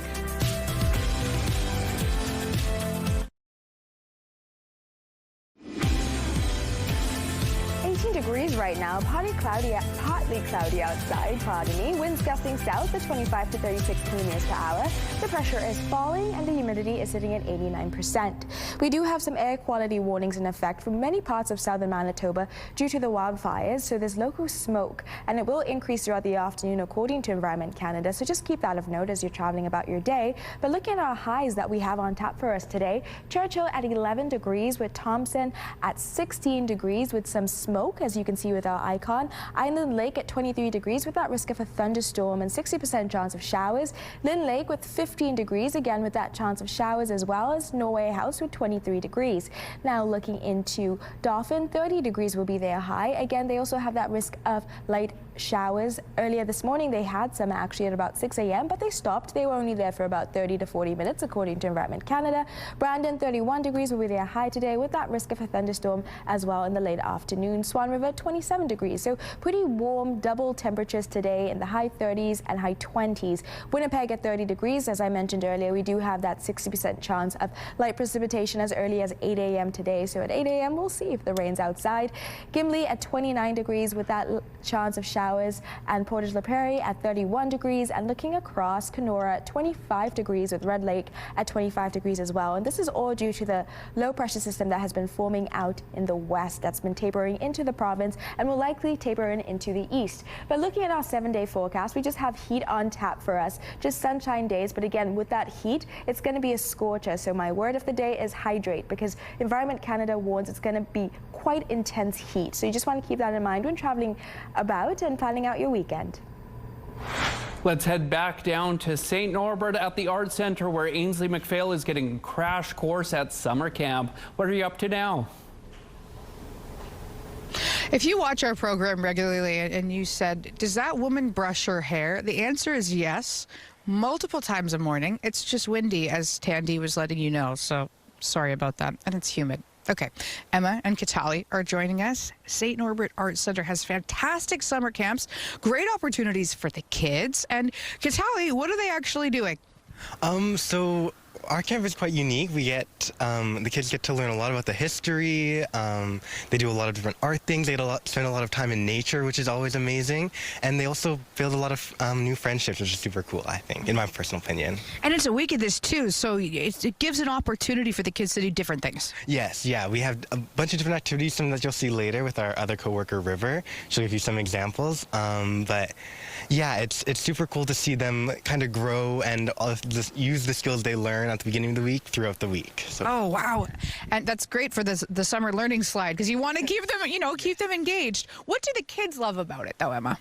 Well, it's a really unique place for them to get to explore and create and have a lot of fun. The other day I heard a kid walking around this garden and he said, wow, this place is so magical. So that was really sweet.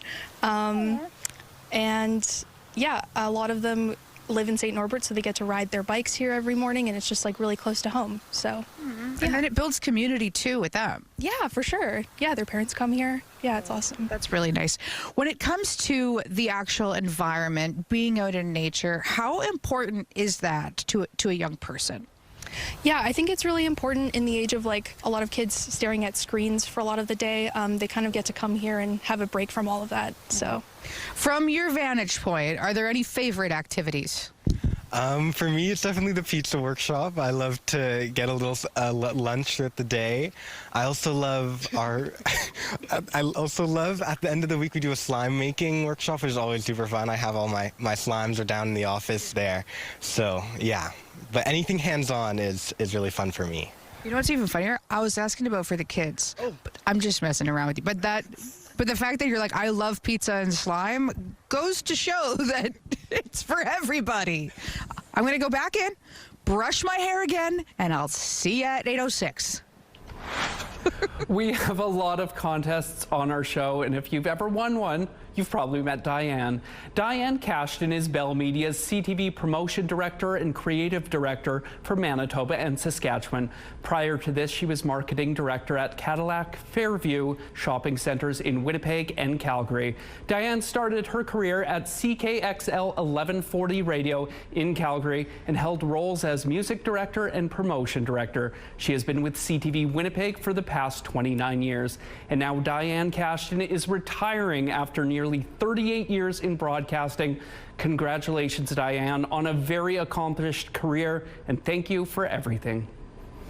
It's an old classic with some new twists and turns. A much-loved roller coaster at Canada's Wonderland got a makeover. CTV's Carol Charles has more on the running of the Daredeviler. 3, 2, 1, woo! It was an exciting moment for coaster fans as they rushed to be the first in line to ride the newest roller coaster. Very excited. The ride, formerly known as Flight Deck, has a brand new identity. It's now called the Daredeviler. Inspired by the high-flying stunt pilots and barnstorming air shows of the 1920s. My goodness, are you excited for today? Park officials say it's all about giving a classic ride a fresh new feel. These new trains really make the guest experience much more comfortable and enjoyable. So as you're going around at 90 kilometers an hour, you'll feel the speed, and there's a little bit more open air for you as you're watching yourself on the ride. And giving thrill seekers another reason to buckle up. Smoother, it's so exciting. Like, you get to take everything in. It's mind-blowing. It's so great. It was fast, fun, and amazing. I think the refurbishment worked very well for what they were trying to go with. Despite the many loops and sharp curves around the bend, many went back a second time. Once was great, twice was whew. It was a lot. It was great. It was great. Worth the wait, for sure. So much smoother, you don't bang your head anymore? Would you go on it again? Yes. With the Daredeviler officially back on track, Canada's Wonderland is hoping a new generation of thrill seekers will be ready to take the ride. Carol Charles, CTV News.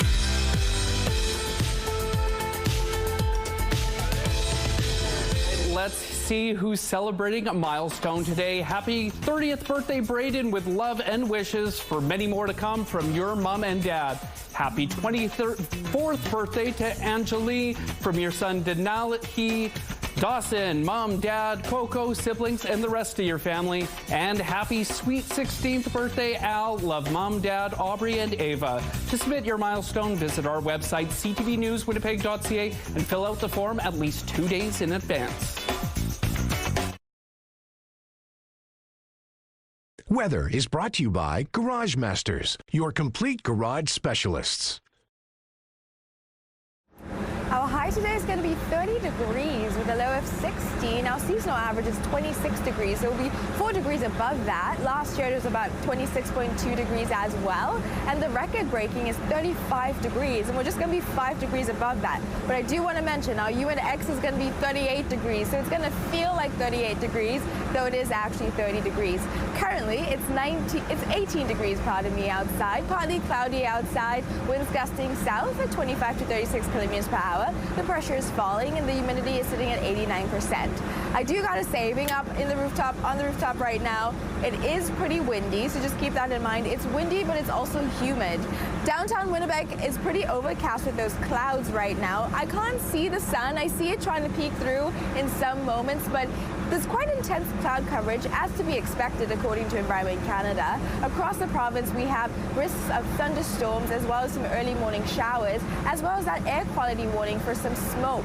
That's due to the wildfires taking place just across the local area and in northeastern Ontario, so something to keep in mind. And in Thompson, there is fog that they're experiencing currently at the moment. But again, we're going to have this mixed bag, so dress appropriately, pack the right essentials, raincoat, umbrella, and stay hydrated.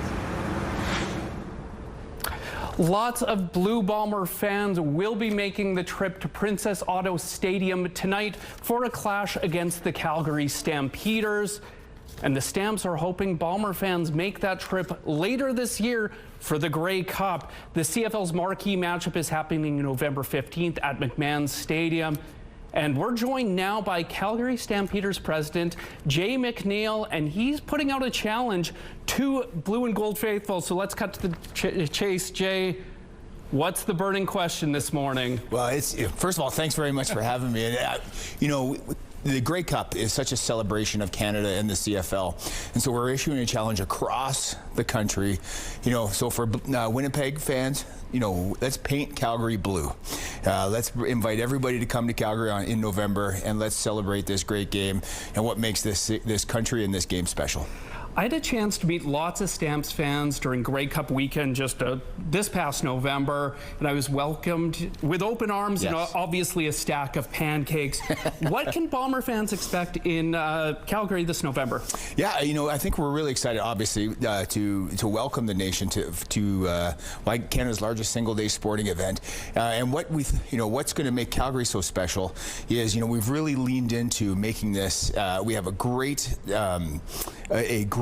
number of traditional CFL events, so those pancake breakfasts, you look at the team parties, but we're also doing a number of new events, some unique ones as well, from a rodeo on the Saturday. We're going to have 2 rodeos. We're going to have concerts every night. The arts are going to play a big role in this Grey Cup, and then we're having the first ever Girls in Sports Summit on the Saturday morning in conjunction with the cheer extravaganza. So we're really excited to welcome the country, Calgary, Winnipeggers to come and really take in this Grey Cup, because it's such a special time of the year for the league and for this year for Calgary.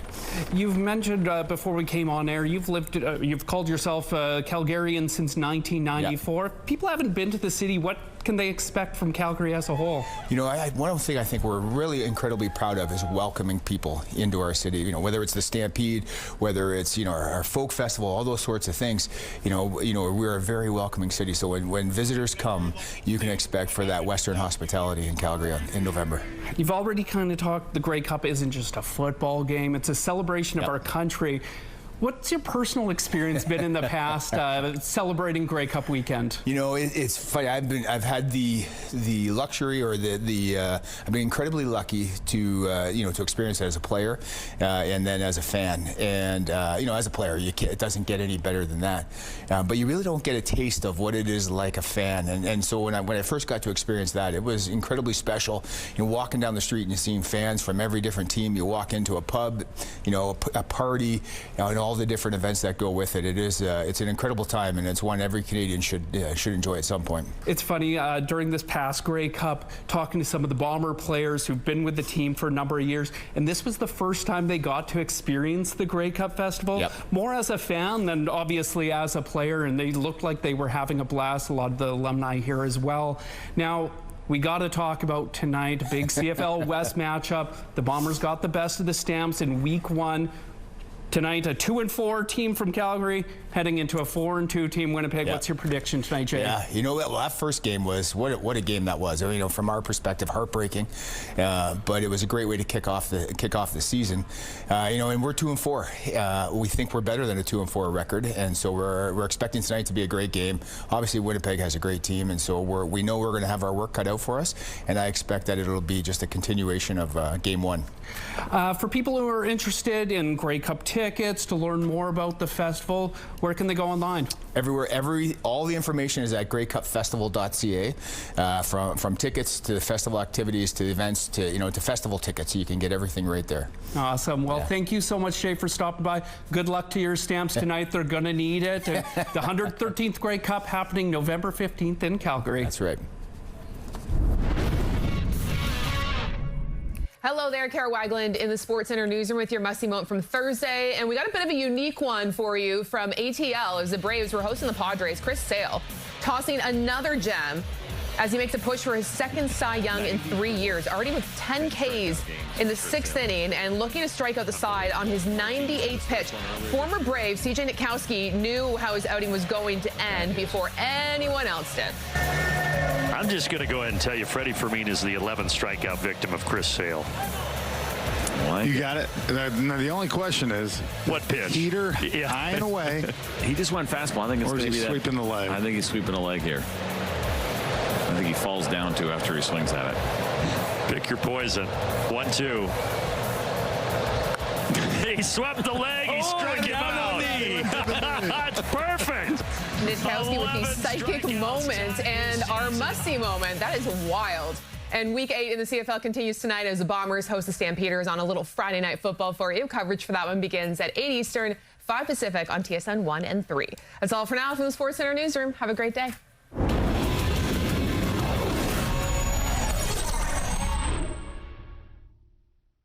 The TSN Must-See Moment is brought to you by Super Blinds and Draperies, featuring Hunter Douglas products.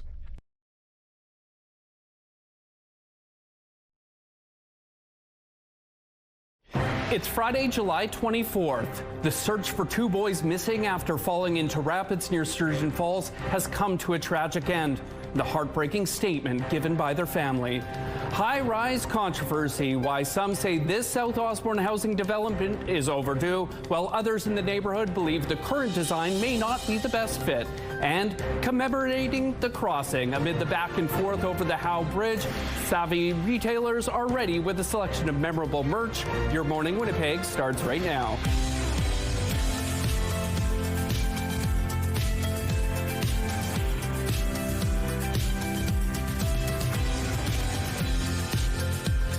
Good morning, Winnipeg. Good morning, Manitoba. I'm Daniel Halmerson, joined by Tandy Vera on weather today. Thank you so much for spending Friday with us. We have a great show. Ainsley McPhail's down in St. Norbert at the Art Center there, taking in a little summer camp. Really cool stuff happening there. The Fringe Festival is wrapping up this weekend, and at 8:15, we're going to have some Fringe folks come down and tell us about their play. It looks at Louis Riel through 7 different perspectives. Really, really cool show. And then later, we're going to get some sips of some locally made cider. And it could be a good weekend to grab a cold cider. It's going to be a hot one out there. It's definitely going to be a hot one. It's going to be a scorcher. So great weekend to grab something cold and keep yourself hydrated. It's currently 18 degrees, partly cloudy outside, winds gusting south at 25 to 36 kilometers per hour. The pressure is falling and the humidity is sitting at 89%. Now, looking at our satellite image, we had this low pressure system that's been forming all morning coming in from out of the west. It's tapered into parts of the province, especially in Brandon, who experienced that early morning showers, as well as in the Dauphin area. I want to also keep of note, we do have a weather warning due to that heat. According to Environment Canada, the heat's going to increase throughout the day. It's going to be a scorcher, and they recommend just keeping hydrated, being safe, and keeping in cool places as much as you can. As well as we also have air quality warnings in greater parts of southern Manitoba. This is due to local smoke from wildfires. So something just to keep of note as you plan about your day. But again, looking into our satellite image, as I mentioned before, we've had this low pressure system that will taper in parts of the province here in South Manitoba, as well as up in the north of Manitoba. So just something to keep of mind.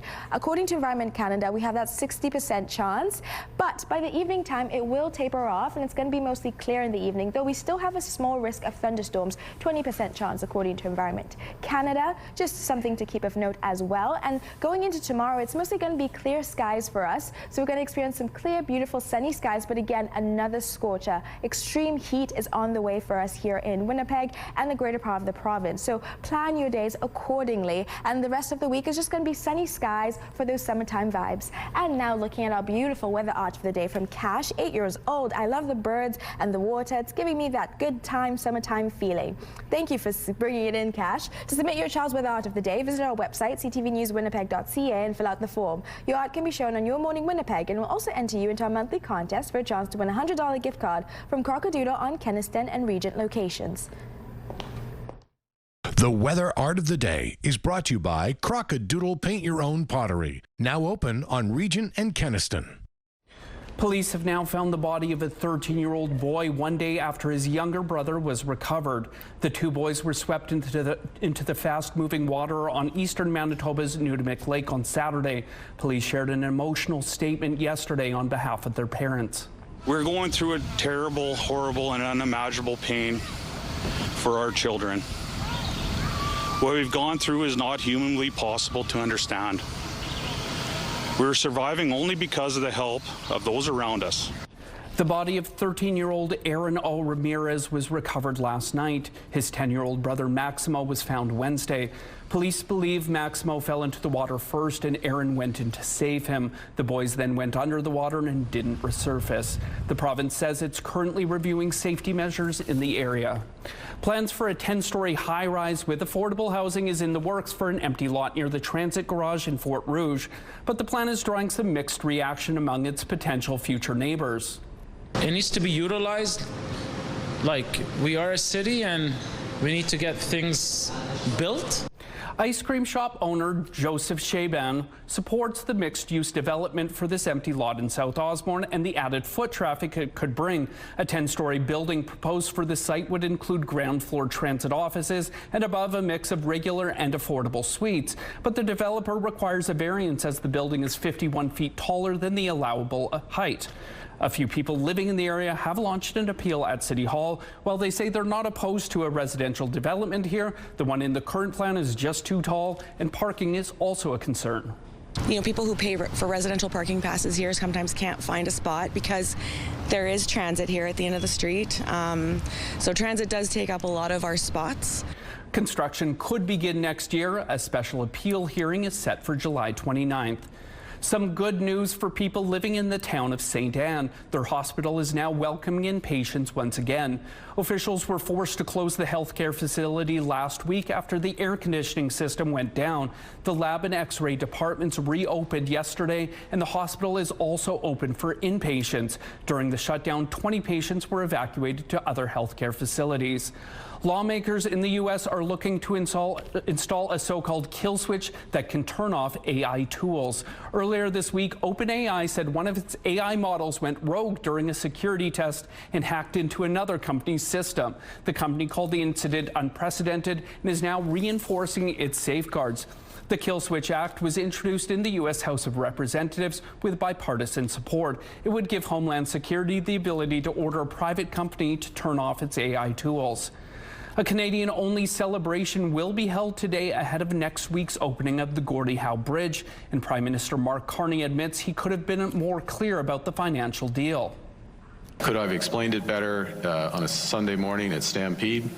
Yeah, with a cowboy hat on? Yes, I could have explained it better. The word net. Prime Minister Carney is referring to an interview done during the Calgary Stampede where he said money from the bridge would only be shared with the U.S. after debt costs were recovered, but official details later revealed Canada will share 50% of net bridge and crossing-related revenue with the U.S. for the first 15 years.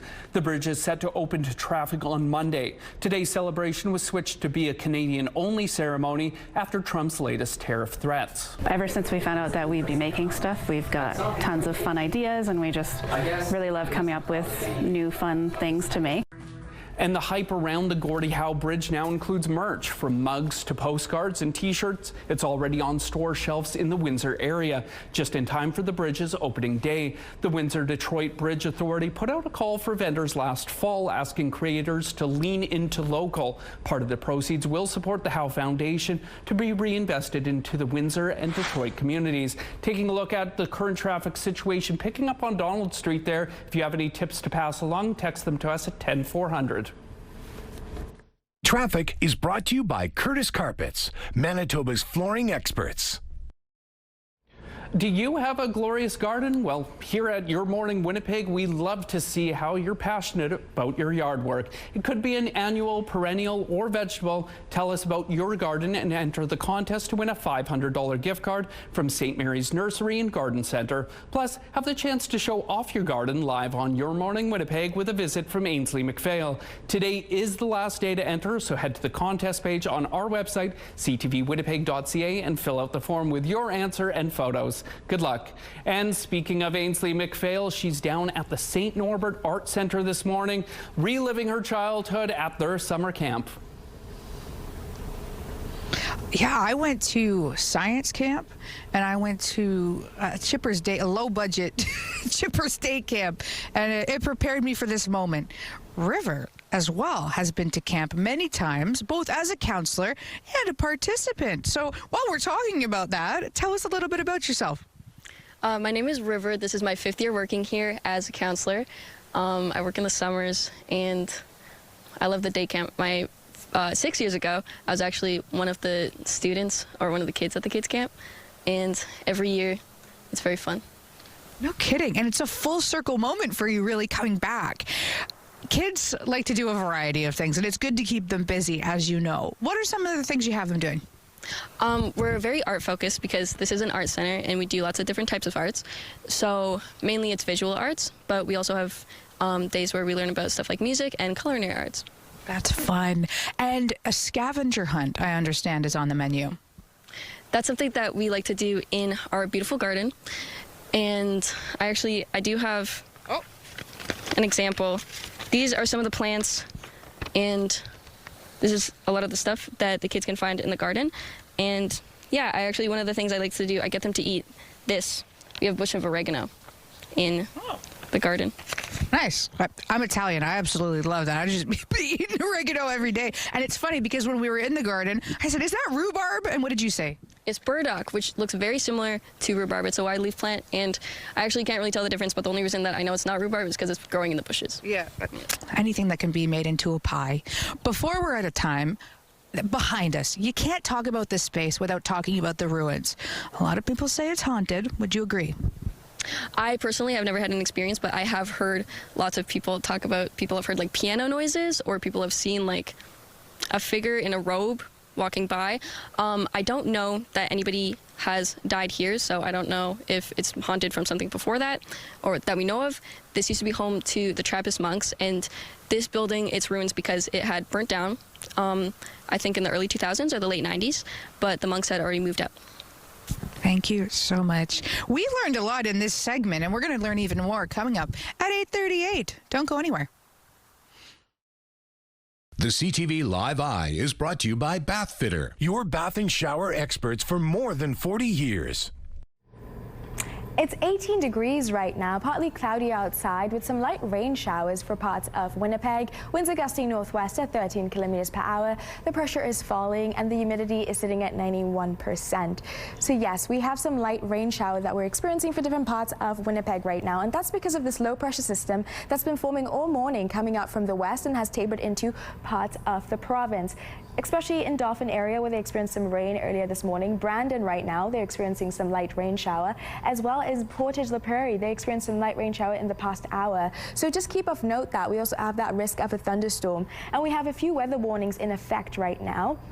Yellow weather warnings according to Environment and Climate Change Canada. This is due to the heat, because that heat's going to increase throughout the day. So it's just something to keep of note with a UNX of 38 degrees. So it's going to feel like 38 degrees for us today, as well as some air quality warnings in effect for most of southern Manitoba. And that's due to the wildfires surrounding the area, as well as coming in from northeastern Ontario.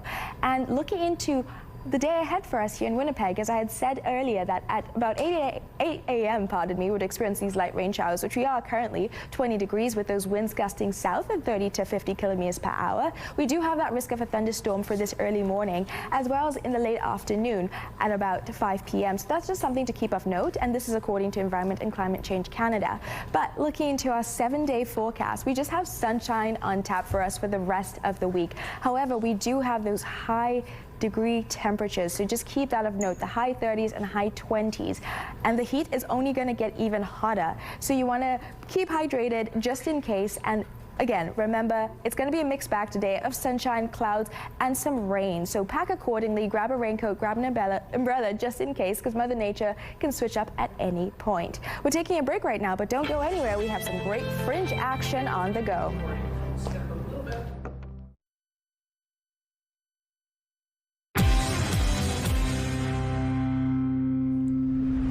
A revolutionary leader, a dangerous outlaw, or something else, Louis Riel is widely considered to be the founder of Manitoba and one of Canada's most controversial historical figures. Now Fringe Fest Play is diving into the life of Louis Riel in a world of spaghetti westerns, film noir detectives, and comic book villains. It's called The 7 Lives of Louis Riel, and it's wrapping up a very successful run at PTE Main Stage this weekend. And joining us now are cast members Katie German and Corey Wojcik. Good morning. Thank you both for being here. Thank you so much for having us.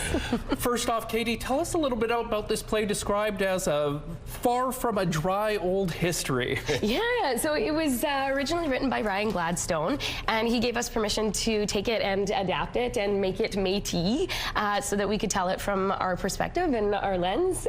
So it's really goofy. It's very fun and full of energy and busy. We make fun of each other a whole bunch, so we make each other laugh. And it's a really great way to see what Louis' life is in a more interesting way than just reading it through an old textbook. Now, Corey, each perspective is told through a different genre. Correct. Why was it important to kind of show the lives of Louis Riel through so many different lenses? I think it's a very accessible way to do it, and also allows us to have fun with it, but keep it maybe a little satirical at time, because usually this topic is talked with some reverence, which we still do. But this, like I said, let's people get in there and watch it and relax a bit and see that we're having fun. And it's the difference between a play and a book, really. Yeah. Katie, you are described as Métis theater goofs, as Métis people. Why was it important for you guys to tell this story? Yeah, we need a crack at it too. I mean, it's been told from so many different people, and so we figured that it was our turn, and we've added a lot of humor in it, and so it's just it's really important that we can take a look at it from what we know and where we're coming from, which does change a lot of the perspectives, which is kind of neat too. Corey, what are some of these different perspectives? Now, off the top, I said revolutionary leader, outlaw. What else can people expect? Oh, outlaw, murderer, traitor, madman, prophet. Yeah, we've got a bit of a shout out. I feel like I'm missing one. We got a shout out to Hallmark movies. Oh yes, so, these perspectives, right? Yeah. You're looking for, but the genres. Are we looking for genres perspectives? Sure, yeah. Right, yeah. So yeah, we look at those perspectives, and then and those are then there's some genres as well. Awesome. I'm going to step a little outside here. Why don't you guys show us a little bit of what people can expect? Sure. Okay. All right. So yes, as I said, this plays 7 different genres, 7 different perspectives. Our first perspective. Outlaw. Morning. My name's Ambrose Lepine. This here is Métis #1. Howdy. You might have guessed from these accents that we hail from the deep south of St. Vital. That's right, Red River is our home. Homeland of the Métis. Yeah, we are the children of the voyageurs and the First Nations. Oh, you know, for hundreds of years we've been on this land, but rumor has it the Hudson's Bay Company sold this land to the Dominion of Canada for $2 million. A dozen Hudson baby blankets. And a free mini makeover from the beauty department. Absolutely. Yeah, there's a storm brewing. I can feel it in my bones. Feel it. Oh, it's stormy. I see something on the distance. In the horizon over there, look. There's someone planting surveyor stakes on this land. Canadians. Oh, how's it going, eh? Hey there, bud. You're doing pretty good, eh? Yeah, okay, what are we doing here today? One of us takes this stake and the other one just drives it right in with the hammer. Oh, yeah, for sure, yeah. No, yeah, for sure, yeah. Okay, here we go. All right, here you go. Oh, geez, eh? Oh, I'm so sorry. Oh, I'm sorry. Oh, I'm no, sorry. I'm sorry. I'm sorry. Yeah, Canadians, they keep saying sorry. What is this? Sorry. Oh, I'm sorry. I'm so sorry. I'm They keep saying it. Well, I don't even think they know what it means. This feels like an awful lot of apologizing. I'm going to go get us some help. Oh, good idea. I'll come with you. Right, sure. Oh, sorry. Oh, no. We've been colonized.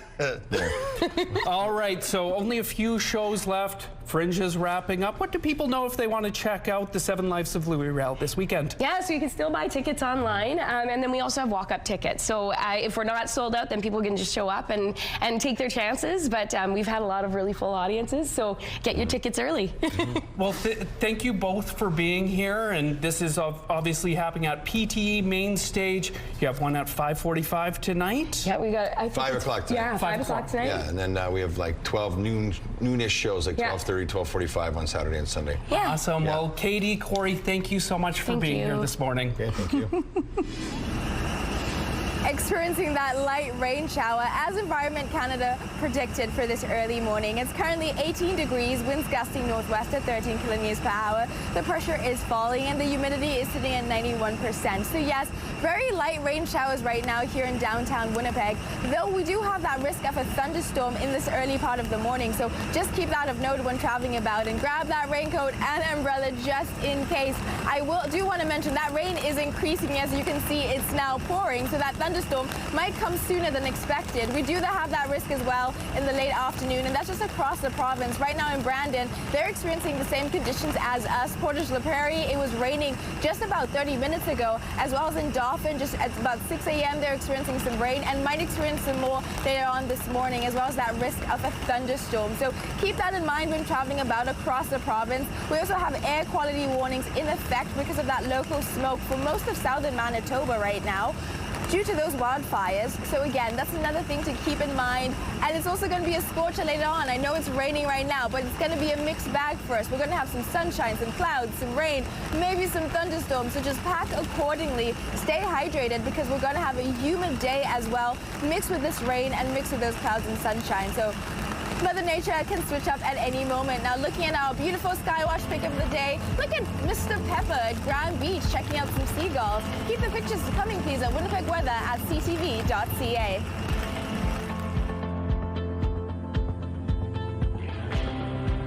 Weather is brought to you by Mr. Lube Plus Tires, proudly keeping Canadians rolling for 50 years.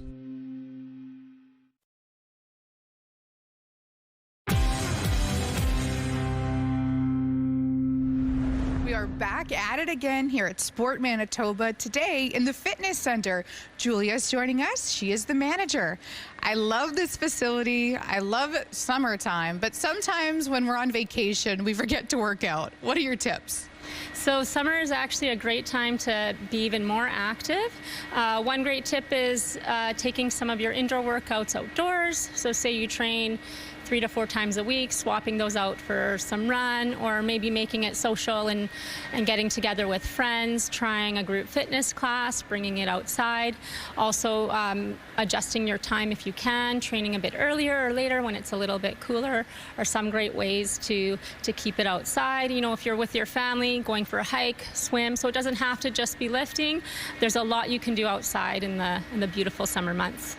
It sounds like that's good for your mental health. Something else, I guess, for our sanity. It's been so hot on certain days. What can we do to combat that and still stay active? Yeah, just some safety tips when you're training in the heat. Again, adjusting the time of day that you train if it works. So earlier or later when it's a bit cooler.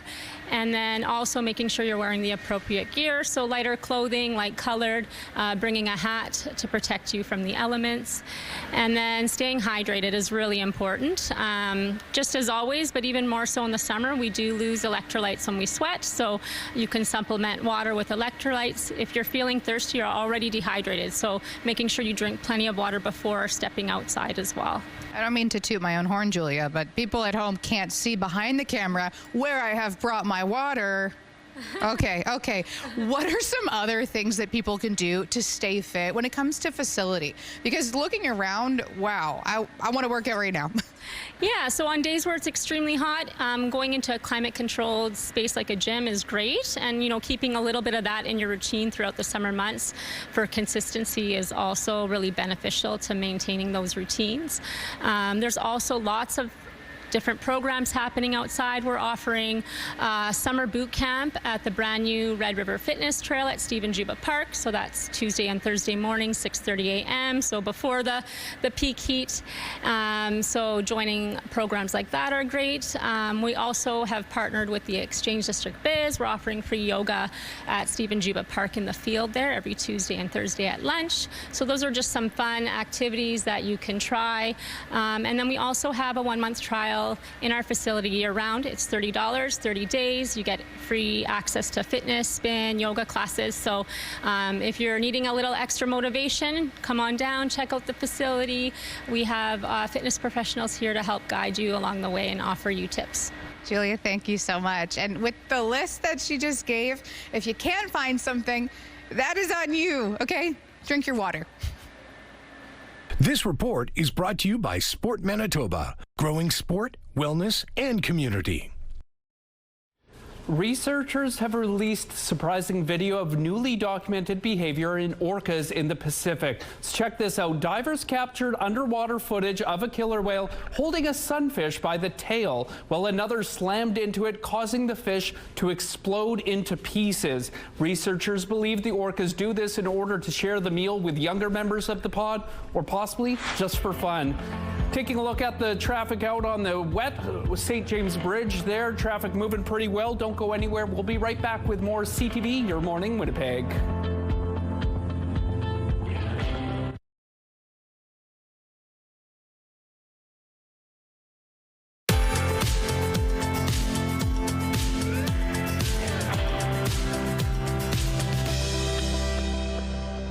It is a little bit rainy outside now, Tandy. Are we expecting that to last over the next few hours? We are expecting that to last over the next few hours, but by 2 p.m. it should be a mix of sun and cloud, according to Environment and Climate Change Canada. But this morning we do have that risk of a thunderstorm. It's 18 degrees right now, light rain showers outside, winds gusting northwest at 13 kilometers per hour. The pressure is falling and the humidity is sitting at 91%. So yes, as I said, that we have this low pressure system over here that's been forming, that's tapered into the province of Manitoba, unfortunately. So we've been experiencing some light rain shower with that risk of thunderstorm for later on this morning as well as later on in the afternoon. Dauphin, Brandon, Portage La Prairie have already been experiencing some rain this morning, so that's what we have on tap for us, as well as some air quality warnings. This is due to the wildfire smoke in the area, so just something to keep of note. But looking into our forecast for today, our high is going to be 30 degrees, winds gusting south at 30 to 50 kilometers per hour, with that chance of showers 60%, which we are experiencing right now. We also do have that risk in the later part of the afternoon, so just keep that of note, as well as some smoky skies. By the time we get into the evening, it's going to be 16 degrees, winds gusting northwest at 20 kilometers per hour, with a few clouds up in the sky, but we do have that risk, a low risk of thunderstorms, according to Environment and Climate Change Canada. Now looking into tomorrow, we're going to have a high of 30 degrees, winds gusting south at 20 kilometers per hour. It's mostly going to be sunny, but again, it's going to be quite intense heat with a high humid X, according to Environment and Climate Change Canada. So just keep that of note when traveling about. But looking into the next 5 days that we have on tap, it's just sunshine for us, but intense heat with that sunshine. So Environment Canada recommends keeping hydrated, staying in cool places, and just keeping all those factors in mind when traveling about. But for today, grab that raincoat, grab that umbrella, because it's pouring outside. We're getting a look inside the waterlogged Dauphin Regional Health Center after flooding closed the facility at the beginning of the month. These photos were provided by Shared Health. They show floors slick with mud and debris throughout the facility. Medical items, boxes of medical equipment, computers, and office supplies appear to be completely ruined and littering the floor.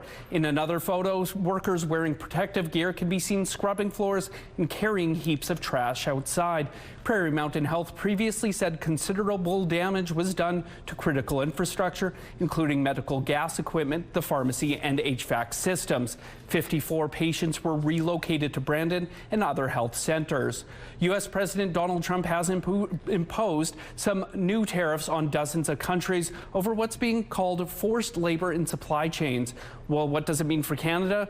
We will be facing a 10% levy, but products under CUSMA will not be affected. Plus, these tariffs essentially replace ones that were already in place. This was announced hours before the previous 10% tariff was set to expire. Canada also faces separate tariffs on sectors like steel, aluminum, auto, and cabinetry, along with the 50% proposed tariff announced on Monday. The federal government is urging anyone traveling to the U.S. to be extra cautious because of a parasite outbreak. Thousands of suspected cases of stomach illness have been linked to contaminated lettuce. In response, Ottawa has raised its travel advisory for the U.S. Travelers are being urged to thoroughly wash fruits and vegetables, even if they're labeled as pre-washed. Canada has no confirmed cases.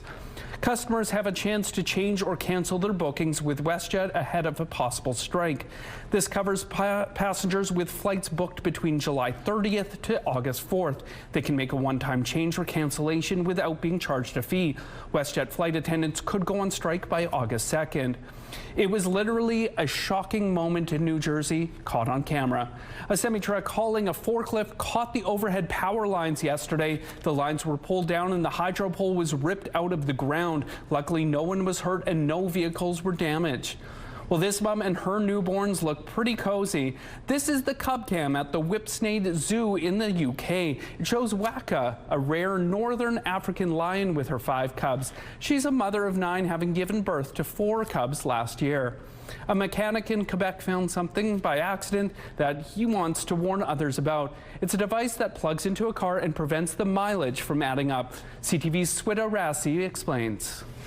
It all started with the repair at this garage in Saint-Isidore-de-la-Prairie. Last week, a customer brought in their car for maintenance. Owner Maha Durij says nothing was out of the ordinary, so as a final check, he took the car for a test drive. But something didn't add up. We drive it for 7 kilometers. So when we came back to the shop, we saw that the trip was still on 0.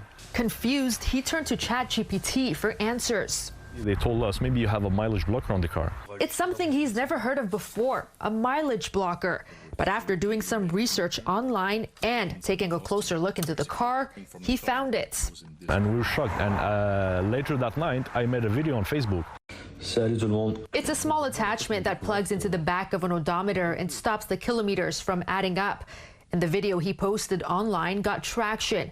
Durij says within the last week, he received calls and messages from several drivers who suspect they also have been deceived. Since then, he's learned how to spot them and has taken some out. George Eni is with the Automobile Protection Association. After hearing about this device, he took a trip to Durij's garage. And it was something new. And we were astonished when they showed us the website to see the range of products that's available. Online, it can sell from hundreds to thousands of dollars.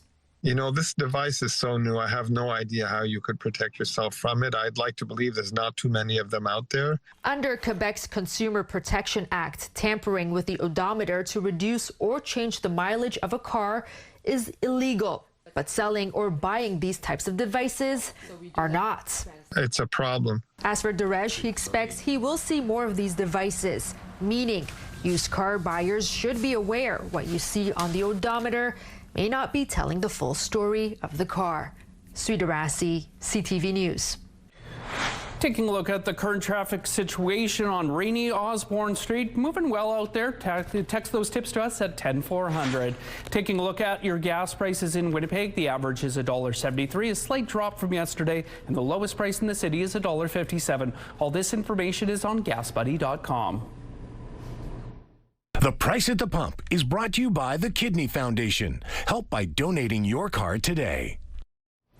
It's time now for your answers to our question of the day. We asked, what things do other people like that freak you out? For me, it was roller coasters and carnival rides. Well, Craig says skydiving. Why would anyone jump out of a perfectly good plane? Sandy shared reptiles such as Pet snakes and lizards freak her out. Shudder. The zipper for Susan. Natalie texted, the thing that freaks me out is people grabbing their neck with their arm and cracking it. Marlene says when people do scary stunts, and for Kelly, it's liver and onions. Thank you all for your responses. Question of the day, brought to you by Provivo, Manitoba's #1 cool sculpting clinic. Science-backed body contouring. Now, some kids were definitely freaked out going to summer camp on the first day, but by the end of it, they felt right at home. And that's where Ainsley McPhail is today, down in St. Norbert at the Arts Centre there. What are you up to now, Ainsley? Well, we're inside at the beautiful St. Norbert Arts Centre, evading some of the rain. Bill is joining me, and we're learning about the camps, the accessibility of the camps, and why it's just been so great for families. Thank you for joining me, Bill. Oh, you're welcome. It's a pleasure to be here, and thank you for highlighting the camp this year. And I talk about that accessibility piece. How important is it, and has it been for the families to be able to offer it at such an affordable rate? When we started the camp, we wanted to try and get the kids that couldn't go to camp or couldn't go to the lake or to the cottage. And so we said it had to be free, it had to be accessible, and we wanted to welcome everybody from the community. And so we've been fortunate to be able to manage that for now 6 years, and we hope longer. Mm-hmm. And the longevity is already being shown because you've got someone like River, who we talked to earlier, who has now become a counselor. Yes. Is that your hope for the future? Yeah, it's great for kids who come and realize how wonderful it is and then give back to the center and to the community. It's perfect. And the center itself, it's picturesque. I mean, and I'm not just talking about the beautiful art around us, but it's gorgeous just to be out in nature. Do you see those benefits in the children? Oh, absolutely. Excuse me. For them to be outside with the fresh air and doing activities and working with each other, having fun with each other. Excuse me, I got a frog. You're good, you're good. And our gardens are really shaping up this year, so they're looking at a variety of plants, and so nature is a real component. And being close to the ruins, they get to see history. And being close to the Indigenous area, they get to see culture. And so it's a really well-rounded experience for all of them. Thank you so much for sharing. It's been such a blast. Everything from pizza to nature to slime. We're at St. Norbert Arts Centre. Head to a link on our website for more details. I love how she ended on slime. Now, Tandy, you're up on the roof and you've added an accessory to your outfit this morning, the dreaded umbrella. Yes, the dreaded umbrella, but that was expected. Environment and Climate Change Canada did say we would have some light rain shower by 8 a.m. and it's 8 a.m. so that's what we're receiving. It's 18 degrees right now, partly cloudy with that light rain shower in the sky. Winds gusting northwest at 13 kilometers per hour. The pressure is falling and the humidity is sitting at 91%. So across the province, different parts have been experiencing these early morning showers, including Dauphin, Brandon, Portage la Prairie. And I do want to make a note, according to Environment Canada, Brandon has actually just received a severe thunderstorm warning alert that's traveling from Kola to Kenton, and it's quite intense. So they're just tracking it right now currently, and they're just making people note of that. Keep that in mind when planning about your day, especially in the Brandon area. But for other places, across the province, Dauphin, they're experiencing sunshine right now. The sunshine. Thompson is experiencing some fog right now. It's also quite intense with that local smoke due to the wildfires. Churchill is mostly cloudy currently, and Portage is also experiencing that fog. So for us on tap, we do have these light showers for the early morning. We do have a risk of a thunderstorm for parts of this morning, as well as in the late part of the afternoon. But again, it's still going to be a scorcher and still quite hot with a high humidex of 38 degrees. So keep that in mind. We're taking a break right now, but we'll be back with more CTV Your Moring Winnipeg. Weather is brought to you by the Better Business Bureau. Research at bbb.org before you buy.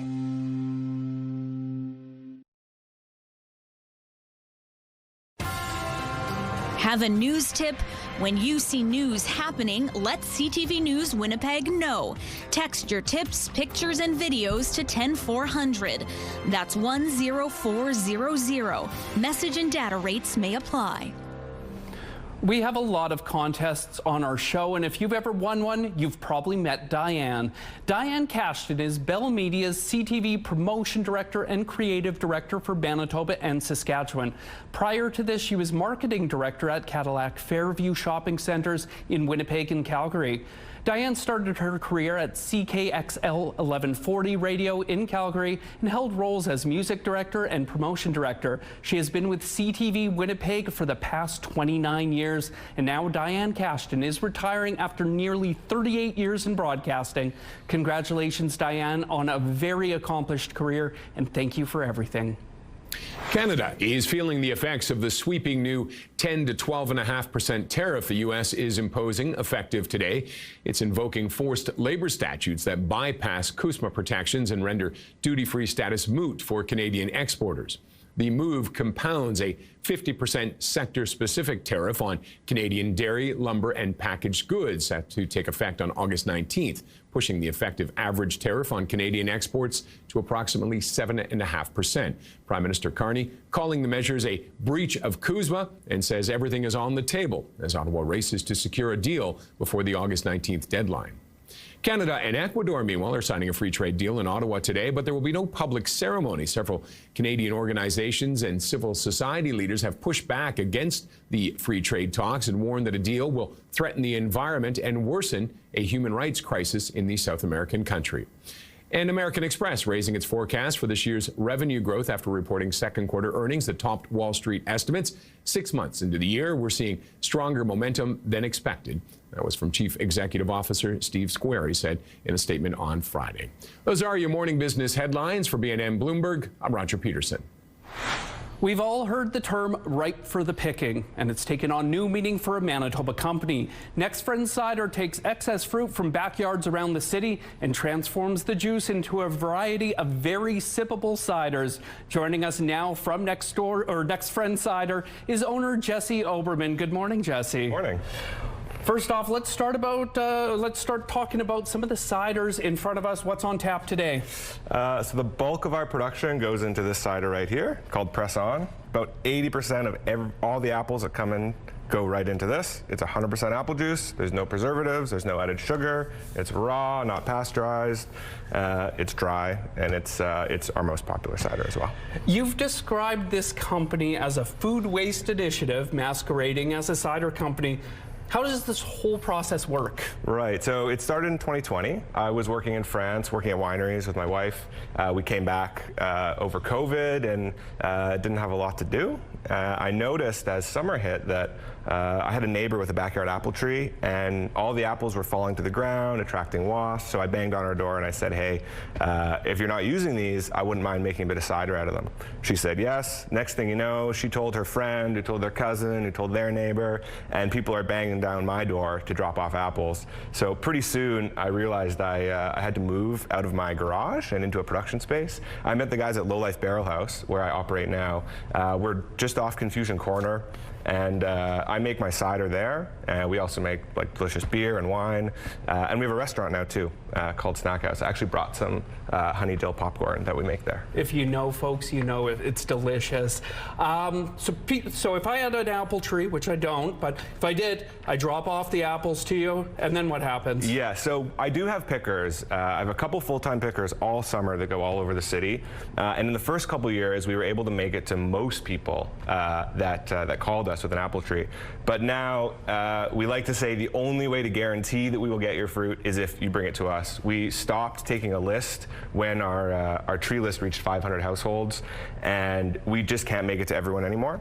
So bring the apples to us at our Daly Street location at Low Life Barrel House, and we pay commercial rates for everything that comes through the door. It doesn't matter if you're an organic farmer. We also work with organic farms, or if you've just got a backyard apple tree and you want to bring 10 pounds down, we pay the same to everyone no matter what. And if people refuse payment, we just donate the value to charity.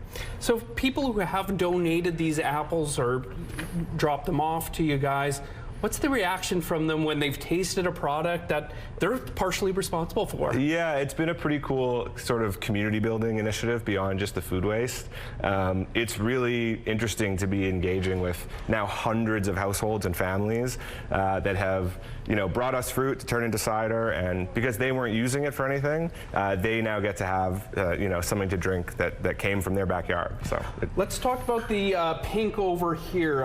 Tell me a little bit about this one. Right, so we work with apples for everything. All of our ciders start with apples, but we also get choke cherries and sour cherries. When I first started, I didn't know that we had local apricots and plums, choke cherries, basically everything that grows in Manitoba, except for Saskatoons. I'm sorry, I can't use those.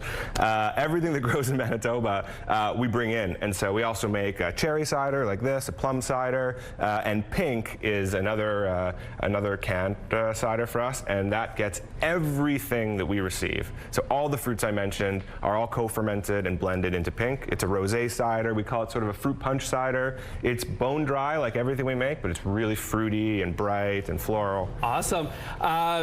People can pick this up at Low Life Barrel House. Anywhere else? Low Life, we work with lots of restaurants. We're on tap at a couple places, awesome. Liquor marts, and a portion of sales are donated to charity. So other food waste initiatives like ourselves, we like to support them too. Well, thank you so much, Jesse. That's Next Friend Cider. Currently 18 degrees. It's raining outside, but partly cloudy. Winds gusting northwest at 13 kilometers per hour. The pressure is falling and the humidity is sitting at 91%. So yes, we're experiencing that light rain shower, which was predicted by Environment Canada, with that risk of a thunderstorm. Right now in Brandon, they're actually experiencing a severe thunderstorm, and there's a yellow warning in effect for them. So just keep in mind, according to Environment Canada, that rain and thunderstorm could affect visibility. But looking into our satellite image, as we mentioned before, there's been a low pressure system that's been forming from the west, and that's tapered into the province, and that's why we're experiencing this light rain shower right now, and why parts of Brandon are experiencing the thunderstorms. Dauphin, Portage-la Prairie woke up as well with some light rain earlier this morning. It's not raining right now, but it was earlier, so things just to keep of note. But looking into our 7-day forecast, rain for most part of the morning, but in the afternoon it's going to be a mix of sun and cloud with a risk of thunderstorms in the later part of the evening time. And we're taking a break right now, but we'll be back with more CTV Your Moring Winnipeg.